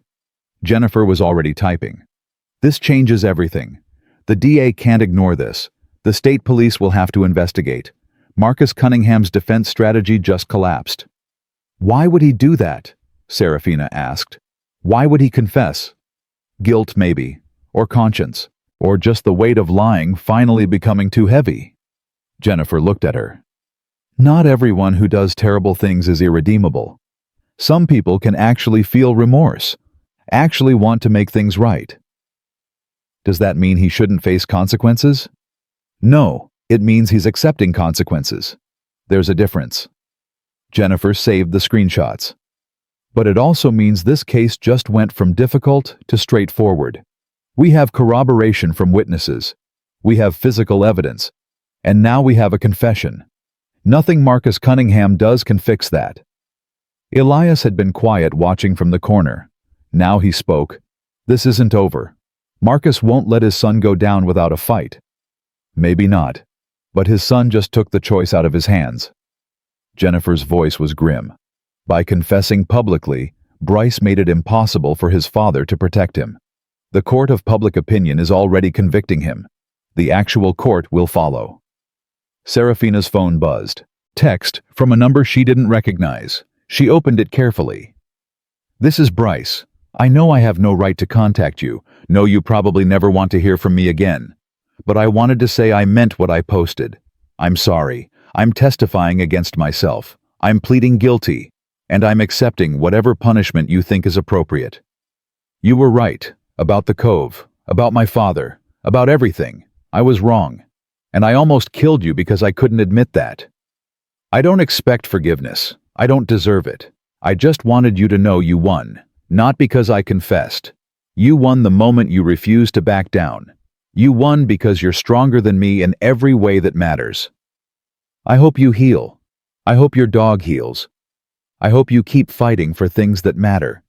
Because people like you make people like me have to look at themselves and realize how small we actually are. Serafina read it 3 times. Showed it to Elias, to Jennifer, to her parents. What do I say? She asked. Nothing, Elias said. You don't owe him a response. But he apologized. Words are easy. Actions matter. Elias's voice was flat. He can apologize all he wants. Doesn't change what he did. Doesn't erase the rope burns on your wrists or the trauma or the fact that you almost died. So I just ignore it. You acknowledge it happened. You let the justice system handle punishment. And you move on with your life. He looked at her directly. He doesn't get to control your response. Doesn't get to make you feel obligated to forgive him just because he finally felt guilty. Jennifer nodded. Elias is right. Bryce's conscience is his problem. Your healing is yours. Don't confuse the two. But Serafina was already typing. I'm glad you're telling the truth, but sorry isn't enough. What I need is for you to testify, to make sure Derek and Connor and everyone else who was there faces consequences too, to make sure your father can't buy his way out of this. Can you do that? She hit send before she could second-guess herself. The response came 30 seconds later. Yes, I'll testify against everyone, including my father, whatever it takes. Jennifer read over Serafina's shoulder. That's good. That's very good.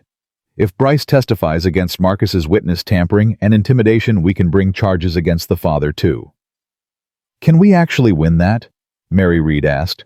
Against someone with Marcus Cunningham's resources? We can try.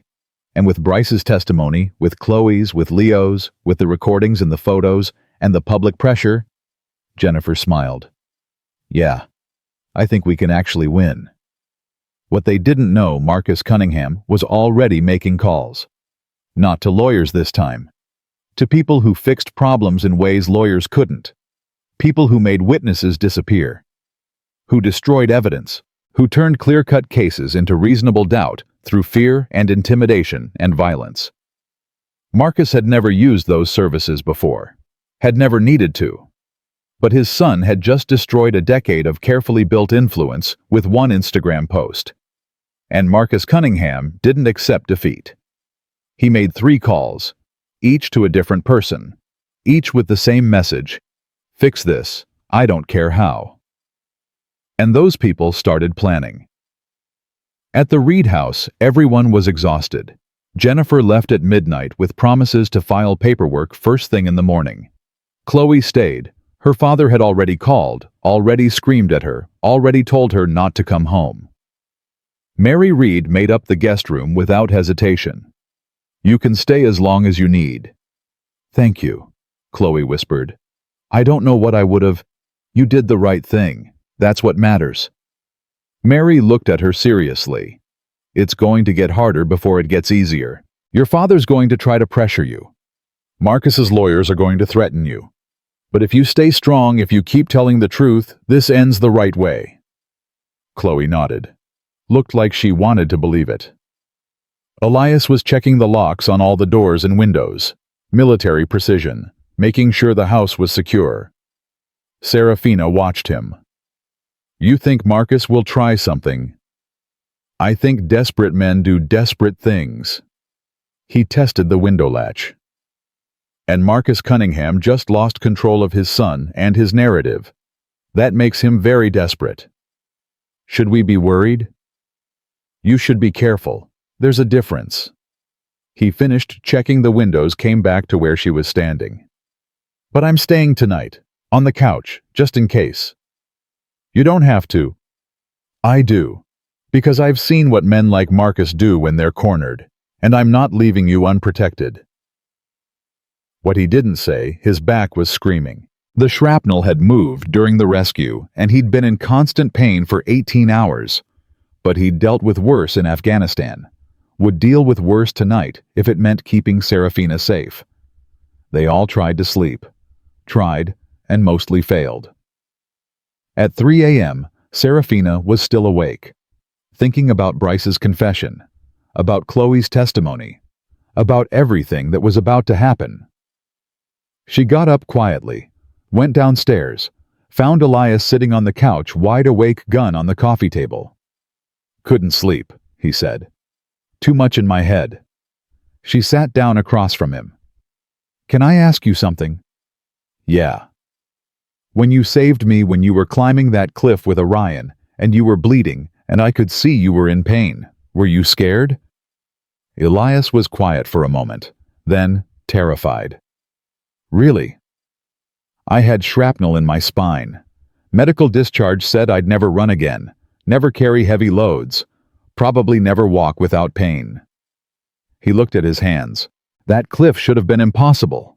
Every time I pulled myself up, I thought my back would give out. Thought I'd fall and take you and the dog down with me. But you didn't. No, but I wanted to. Wanted to let go. Let someone else handle it. Let the pain win. His voice was quiet, honest. But then I thought about all the people I'd saved before. 23 lives. And I thought, this is number 24. This is the one that matters, because this time I'm not following orders. This time I'm choosing to help. And that choice, that's what makes you human. You're more than human. You're a hero. I'm a man who heard someone was drowning and decided to run. He looked at her. That's all heroism is. Deciding to act when everyone else is frozen. Deciding that someone else's life matters more than your own comfort. You did the same thing when you refused Marcus's bribe. That's heroism too. Serafina didn't feel heroic. Felt tired and scared and uncertain. But she understood what he meant. Heroism wasn't about feeling brave. It was about acting brave even when you felt terrified. They sat in comfortable silence for a while. Then Serafina said, "What happens when this is over?" "You heal. You go back to your life. You keep fighting for things that matter." "What about you?" "I go back to my cabin, finish my leave, figure out what a broken Navy SEAL does with the rest of his life." He smiled slightly. "Maybe write a book. How to Rescue Drowning Teenagers, a Practical Guide." She laughed. First real laugh in 2 days. "You're going to be okay," Elias said. "You know that, right? I want to believe that." "Then believe it. Because you survived a storm and an anchor, and Bryce Cunningham's rage. You survived his father's threats and pressure and bribery. You're still standing, still fighting." His voice was certain, absolute. "That's not luck. That's strength. And strength like that doesn't break." Serafina felt tears burning her eyes. "Thank you for everything." "You already thanked me. I mean it. You saved my life. And not just from drowning. You saved me from thinking I had to face this alone. From thinking people like Marcus Cunningham always win. From giving up." Elias looked uncomfortable with gratitude. "Anyone would have—" "Stop saying that. You did it.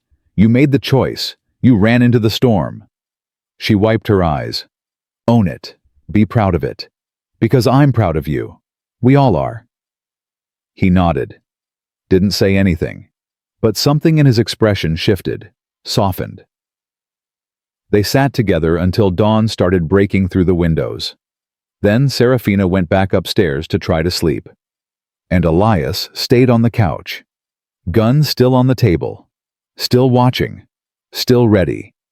Because heroes didn't stop being heroes just because the immediate danger passed. They stayed vigilant until the threat was completely gone. And Marcus Cunningham's threat was just beginning. Dawn came with sirens. Elias was on his feet before Serafina made it downstairs, gun in hand. Moving to the window with that combat efficiency that never quite left soldiers. "Stay back," he said. But it wasn't Marcus's people. It was 3 Oregon State Police vehicles. Not the local sheriff. State Police. Jennifer Walsh had made her calls. The lead officer was a woman in her 40s, Captain Sarah Morrison, according to her badge. She knocked professionally. Waited. Knocked again. Elias opened the door with the gun already holstered but visible. Making a point. "Elias Wood," Morrison said. "That's right. I'm Captain Morrison, State Police. We're here about the Serafina Reed case." She looked past him. "Is Miss Reed available?" Serafina came to the door. "I'm here." Morrison's expression softened slightly. "Miss Reed, I need to ask you some questions. Official questions. With your lawyer present if possible." "Jennifer Walsh is my lawyer. She's—" "Already on her way," Morrison said. "I called her 20 minutes ago. She'll be here in 10. She looked at Elias. "You're the one who performed the rescue." "I am. We'll need your statement too. Everything you saw. Everything you did." Morrison's tone was all business, but not unfriendly. "I'm going to be straight with you folks. This case has gotten complicated. We've got a public confession from Bryce Cunningham. We've got multiple witness testimonies. We've got a powerful family trying to control the narrative. And we've got about 48 hours before this either becomes a legitimate prosecution or turns into a circus. What do you need from us? Serafina asked. Everything. Again. On record. So clean and documented that Marcus Cunningham's army of lawyers can't find a single hole to exploit. Morrison looked at her directly. Are you willing to go through it all one more time? Yes. Good. Because the DA's deciding this morning whether to file charges, and your testimony is going to make or break that decision. What Morrison didn't say the DA was terrified of Marcus Cunningham. Had already received 3 calls from powerful people suggesting that this case was politically sensitive and maybe should be handled quietly. But Morrison had seen the photos, had read the statements, had watched Bryce's confession video, and she'd decided that sometimes doing the right thing meant ignoring the political pressure. Jennifer arrived minutes later, looking like she'd been up all night. She probably had been. State police, she said. That's good. That means we've bypassed the local corruption. Morrison raised an eyebrow. You saying Sheriff Brody's corrupt? I'm saying Marcus Cunningham has a lot of influence in this county, and sometimes influence looks a lot like corruption. Jennifer set down her briefcase. Now, what do you need? They spent 3 hours going through everything. Serafina's statement, Elias's statement, Leo's statement which Morrison had already taken at his house, Chloe's statement. All of it recorded, documented, cross-referenced. Morrison was thorough, methodical, the kind of cop who'd built cases against powerful people before and knew exactly what evidence would stand up in court. When they finished, Morrison closed her notebook. Okay, here's where we are. We have enough to charge Bryce Cunningham with attempted murder assault and animal cruelty. Derek Walsh and Connor Price will face similar charges. Kyle Martinez is more complicated. He's a minor, and his participation was limited, but he's still looking at assault charges. What about Marcus? Serafina asked. He orchestrated this. He sent Bryce to threaten me. He's been tampering with witnesses. I know, and we're building that case too, but it's harder. Morrison's voice was honest. Marcus was smart. He didn't give explicit orders. He said things like, handle it and make her understand, but nothing that's directly incriminating. His witness tampering is documented, but proving criminal intent is difficult. So he walks away. I didn't say that. Morrison leaned forward. I said it's difficult. Not impossible. If Bryce testifies against his father and his Instagram post suggests he will, we might have enough. But that's a long game. Right now I need to focus on the immediate charges, on making sure the people who physically hurt you face consequences. Serafina nodded. It wasn't perfect justice, but it was something. Morrison stood. The DA will have my report by noon. Charges should be filed by end of business today. When that happens, things are going to move fast. Arraignments, bail hearings, media coverage. Are you ready for that? No, Serafina said honestly. But I'll do it anyway. That's the right answer. Morrison looked at Elias. Mr. Would you planning to stick around? As long as I'm needed. Good, because someone tried to access Miss Reed's medical records last night. Hospital flagged it as suspicious. It traced it to an IP address registered to a private investigation firm that's worked for Cunningham Development in the past. The room went cold. He's trying to find leverage, Jennifer said. Medical history, psychiatric records, anything he can use to discredit her. That's illegal, Mary Reed said. Her voice was shaking with anger. Yes, and we're investigating it. But it tells us Marcus isn't backing down. He's escalating. Morrison looked at Serafina. Which means you need to be careful. No going anywhere alone. No answering unknown numbers. No... A crash from upstairs. Glass breaking. Elias moved instantly, gun out, up the stairs before anyone else could react. Morrison was right behind him, her own weapon drawn. Serafina's heart was hammering. Her mother grabbed her arm. Jennifer was already calling 911 on her phone even though police were already here. Silence from upstairs. Then Elias's voice. Clear, but you need to see this. They went up carefully. Serafina's bedroom window was shattered, glass everywhere, and on her bed, surrounded by broken glass, was a rock with a note tied to it. Morrison picked it up with gloved hands. Read it. Her face went hard. What does it say? Serafina asked. Morrison hesitated, then showed her. Drop the charges, or next time it's not a rock. Serafina felt ice in her chest. Someone had thrown this through her window, while she was downstairs, while police were in the house. This is a crime scene now, Morrison said. She was already on her radio calling for forensics. Nobody touches anything. We're going to dust for prints, check security footage from neighbors, find out who did this. You won't find anything, Elias said. He was looking at the angle of the broken window. This was thrown from the street, probably from a moving vehicle. Professional, quick, no witnesses. How do you know? Because it's what I would have done. His voice was flat. If I wanted to send a message without getting caught. Morrison looked at him sharply. You think this is professional? I think Marcus Cunningham just hired someone who knows what they're doing, someone who makes problems disappear.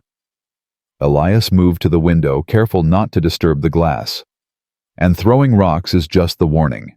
The message before the real threat. What's the real threat? Mary asked. Her voice was barely a whisper. Whatever it takes to make this go away. Elias turned from the window. We need to move Serafina. Now. Somewhere Marcus can't find her. Witness protection. Morrison started. Takes too long to arrange. And Marcus has connections. He'll know where she goes before we get her there. Elias looked at Jennifer. You said you have provisions for protecting witnesses in cases like this. What are they? Safe houses. Usually arranged through the court system. But Elias is right, that takes time. And if there's any corruption in the system, Marcus will know. Then we use my cabin, Elias said. It's remote. It's not connected to Serafina or her family, and I can defend it. One man can't, Morrison started. I'm not one man. I'm a Navy SEAL who spent 6 years in hostile territory, keeping high-value targets alive. His voice was certain, absolute. I can keep her safe for 48 hours, long enough for charges to be filed, and Marcus to realize that hurting her now only makes things worse. Morrison looked like she wanted to argue, but she also looked at the broken window, the threatening note, and the very real fear on Serafina's face. 48 hours, Morrison finally said. Then she comes back for the arraignment, and if anything happens to her. It won't. Elias was already moving, already planning. Pack a bag. Essentials only. We leave in 10 minutes. What about my parents? Serafina asked. They should leave too. Stay with friends or family, somewhere Marcus doesn't expect. Elias looked at Robert and Mary. Can you do that? We're not leaving our daughter, Mary started. You're protecting her by not being predictable. If Marcus can't find you, he can't use you as leverage against her. Elias's tone was firm, but not unkind. Trust me, I've done this before. Separation is safety. What he didn't say, he'd protected families in Afghanistan. Had moved them to safe locations while insurgents hunted them. Had learned that keeping loved ones separated was often the only way to keep them alive. Robert Reed looked at his daughter. His hands were shaking worse than usual, but his voice was steady. Where do we go? Your sister's place in Eugene, Mary said. She's been asking us to visit.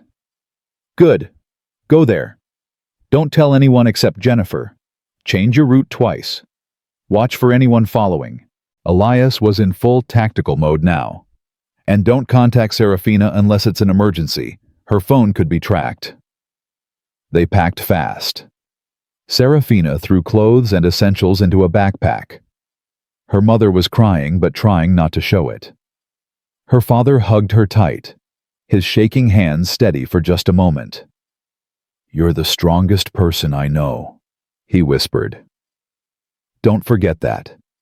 I love you, Dad. I love you too. So much. He pulled back, looked at Elias. You keep her safe. I will. You have my word. Chloe was standing in the hallway looking lost. What about me? You come with us, Jennifer said. You're a witness too. Morrison will arrange protection for you. She looked at the captain. Right. Right. I'll have officers escort both girls. Different locations, different routes. Morrison was already coordinating on her radio. Miss Park, you'll go to a hotel in Portland. Secure location. Guards on your door. And Leo? Serafina asked. Already relocated with his mother. His brother Kyle is currently in custody. We picked him up an hour ago. Morrison's voice was grim. Derek Walsh and Connor Price are being arrested as we speak. Bryce Cunningham turned himself in this morning before we could pick him up. He turned himself in. Walked into the station at 6 a.m., said he wanted to cooperate fully. His lawyers were screaming, but he wouldn't listen to them. Morrison almost smiled. That Instagram confession made it impossible for him to claim innocence. He knew it. So he's accepting consequences. What about his father? Marcus Cunningham is currently unreachable. His lawyers say he's out of state on business. But we have a warrant being prepared. Once the judge signs it, and after today's events, Marcus won't be able to hide. They were ready in 8 minutes. Serafina with her backpack. Orion limping but mobile. Elias with his go bag and multiple weapons. 2 state police vehicles escorted them out, one in front, one behind. Morrison personally driving the lead vehicle. They took side roads, changed routes twice, watched for tails, standard counter-surveillance. Serafina watched her house disappear in the mirror. Wondered when she'd see it again. Wondered if she'd see it again. You will, Elias said quietly. He'd seen her expression. You'll go home. This ends soon, and you'll go home. How can you be sure? Because men like Marcus Cunningham lose when the fight goes public. They're used to operating in shadows, used to threats working. But the moment everyone's watching, the moment the media's covering every move, they can't act without exposing themselves. He glanced at her. That Instagram post from Bryce that shattered the shadows. Now everything Marcus does is in light, and light kills corruption. What Elias didn't say, he'd seen this before. In Afghanistan. In Iraq. Warlords who controlled regions through fear until journalists showed up. Until the world was watching. Then those warlords either collapsed or made mistakes trying to maintain control. Marcus Cunningham was about to make mistakes. They reached the cabin 40 minutes later. Remote. Isolated. Perfect. Elias did a perimeter check before letting Serafina inside. Looked for signs of intrusion. Found none. We're good, he said. Lock the door behind me. Don't open it for anyone except me or Morrison. If anyone else shows up, there's a shotgun in the closet and my number's on the counter. Where are you going? Outside. Setting up early warning systems. Anyone approaches, I'll know before they get close. He worked for an hour. Setting up motion sensors. Cameras. Tripwires that would alert his phone. Making the cabin into a fortress. Inside, Serafina tried to calm down. Tried to process everything that had happened in 3 days. The storm. The anchor. The rescue. The threats. The broken window. Her phone buzzed. Text from an unknown number. She almost didn't open it, but something made her look. This is Bryce. I'm in custody. They're saying I'll probably get 15 to 20 years, maybe more. I deserve it. But I wanted you to know I told them everything about my father. Every threat he made, every witness he tampered with, every illegal thing he did trying to cover this up. He's going down too. That's what I can give you. Justice against him. It's not enough, but it's something. Thank you for not giving up. For fighting even when it would have been easier to take the money and run. You taught me something about integrity that my father never could. I hope you heal. I hope your dog heals. I hope you get to keep your cove. And I hope someday, maybe 20 years from now, when I get out, you'll let me apologize in person.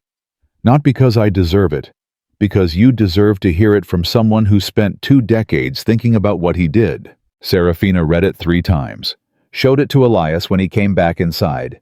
He read it without expression. What are you going to say?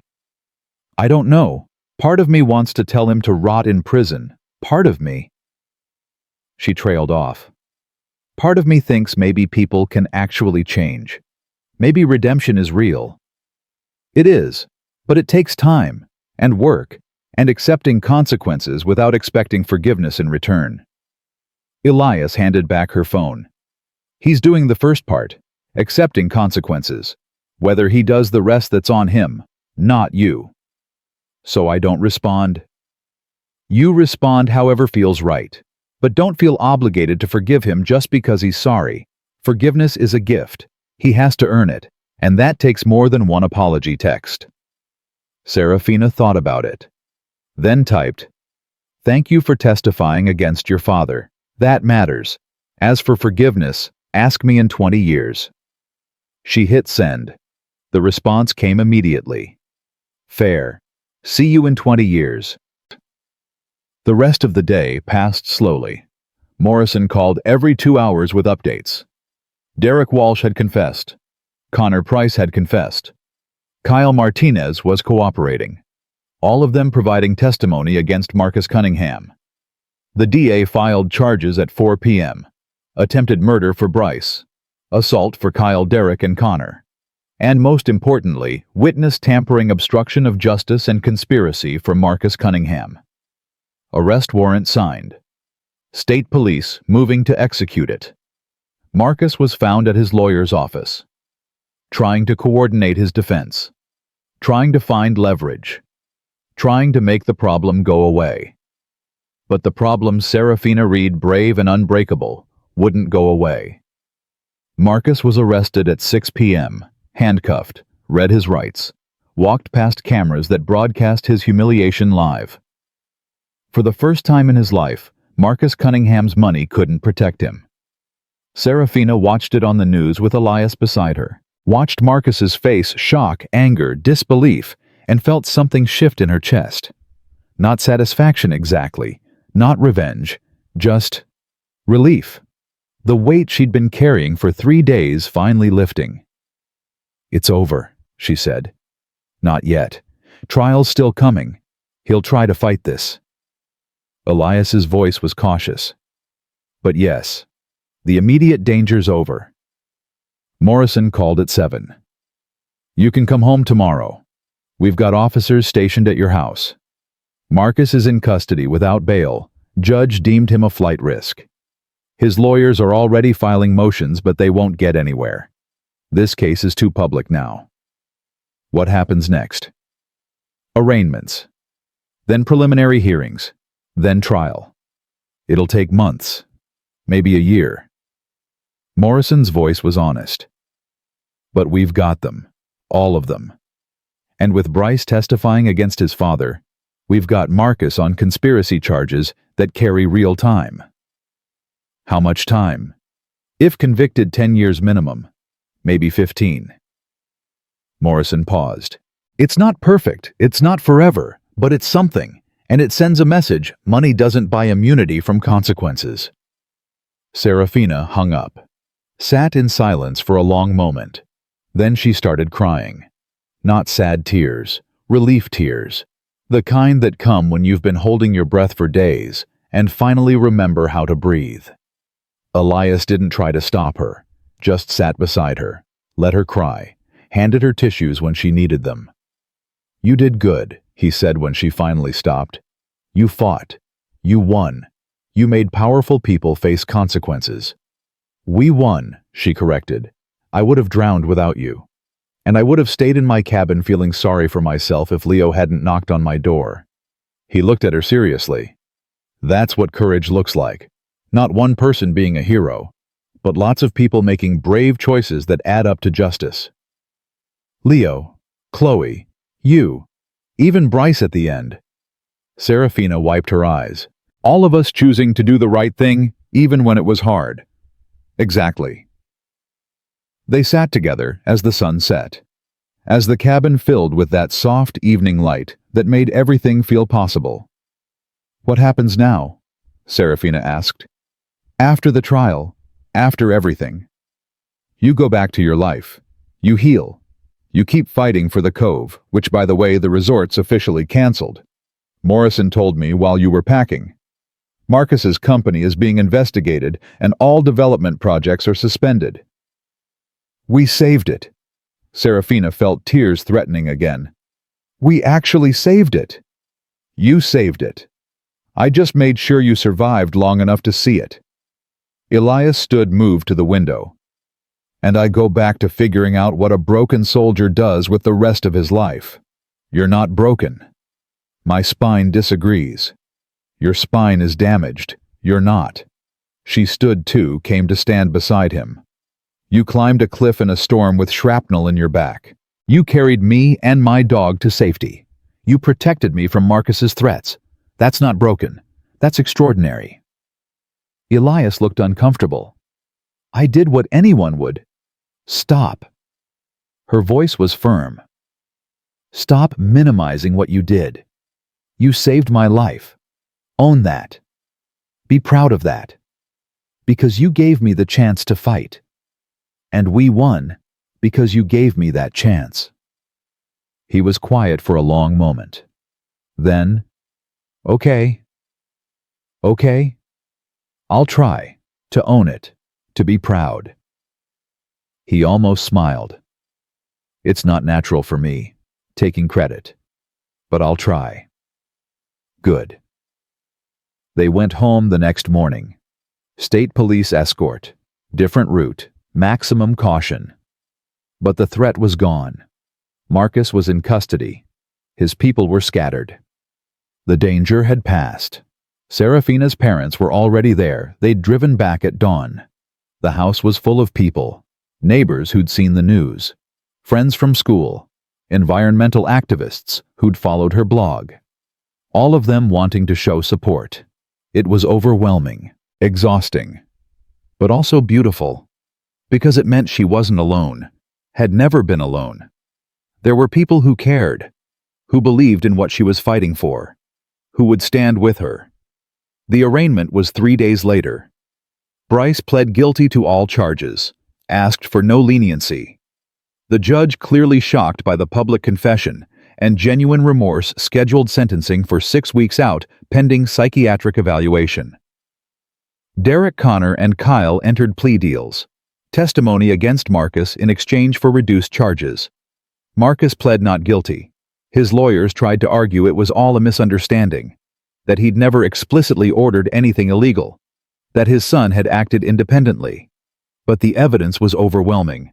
Text messages recovered from Bryce's phone, recorded conversations, testimony from everyone involved, and most damning, Bryce himself testifying that his father had told him, "I don't care what you have to do, make her stop talking." That one sentence destroyed Marcus's defense. The trial lasted 3 weeks.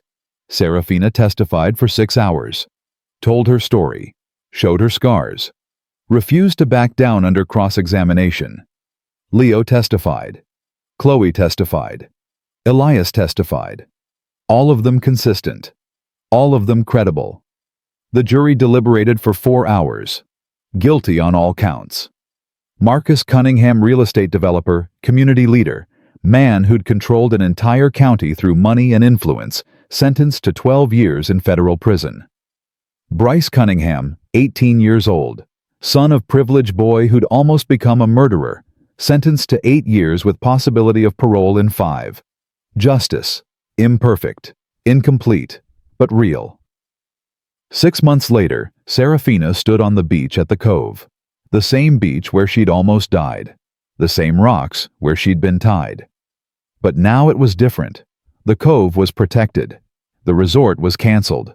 Marcus's company had collapsed in the aftermath of his conviction. Orion was beside her, ribs healed, loyalty undiminished. He pressed against her leg with that familiar weight that meant, "I'm here, I'm watching, you're safe."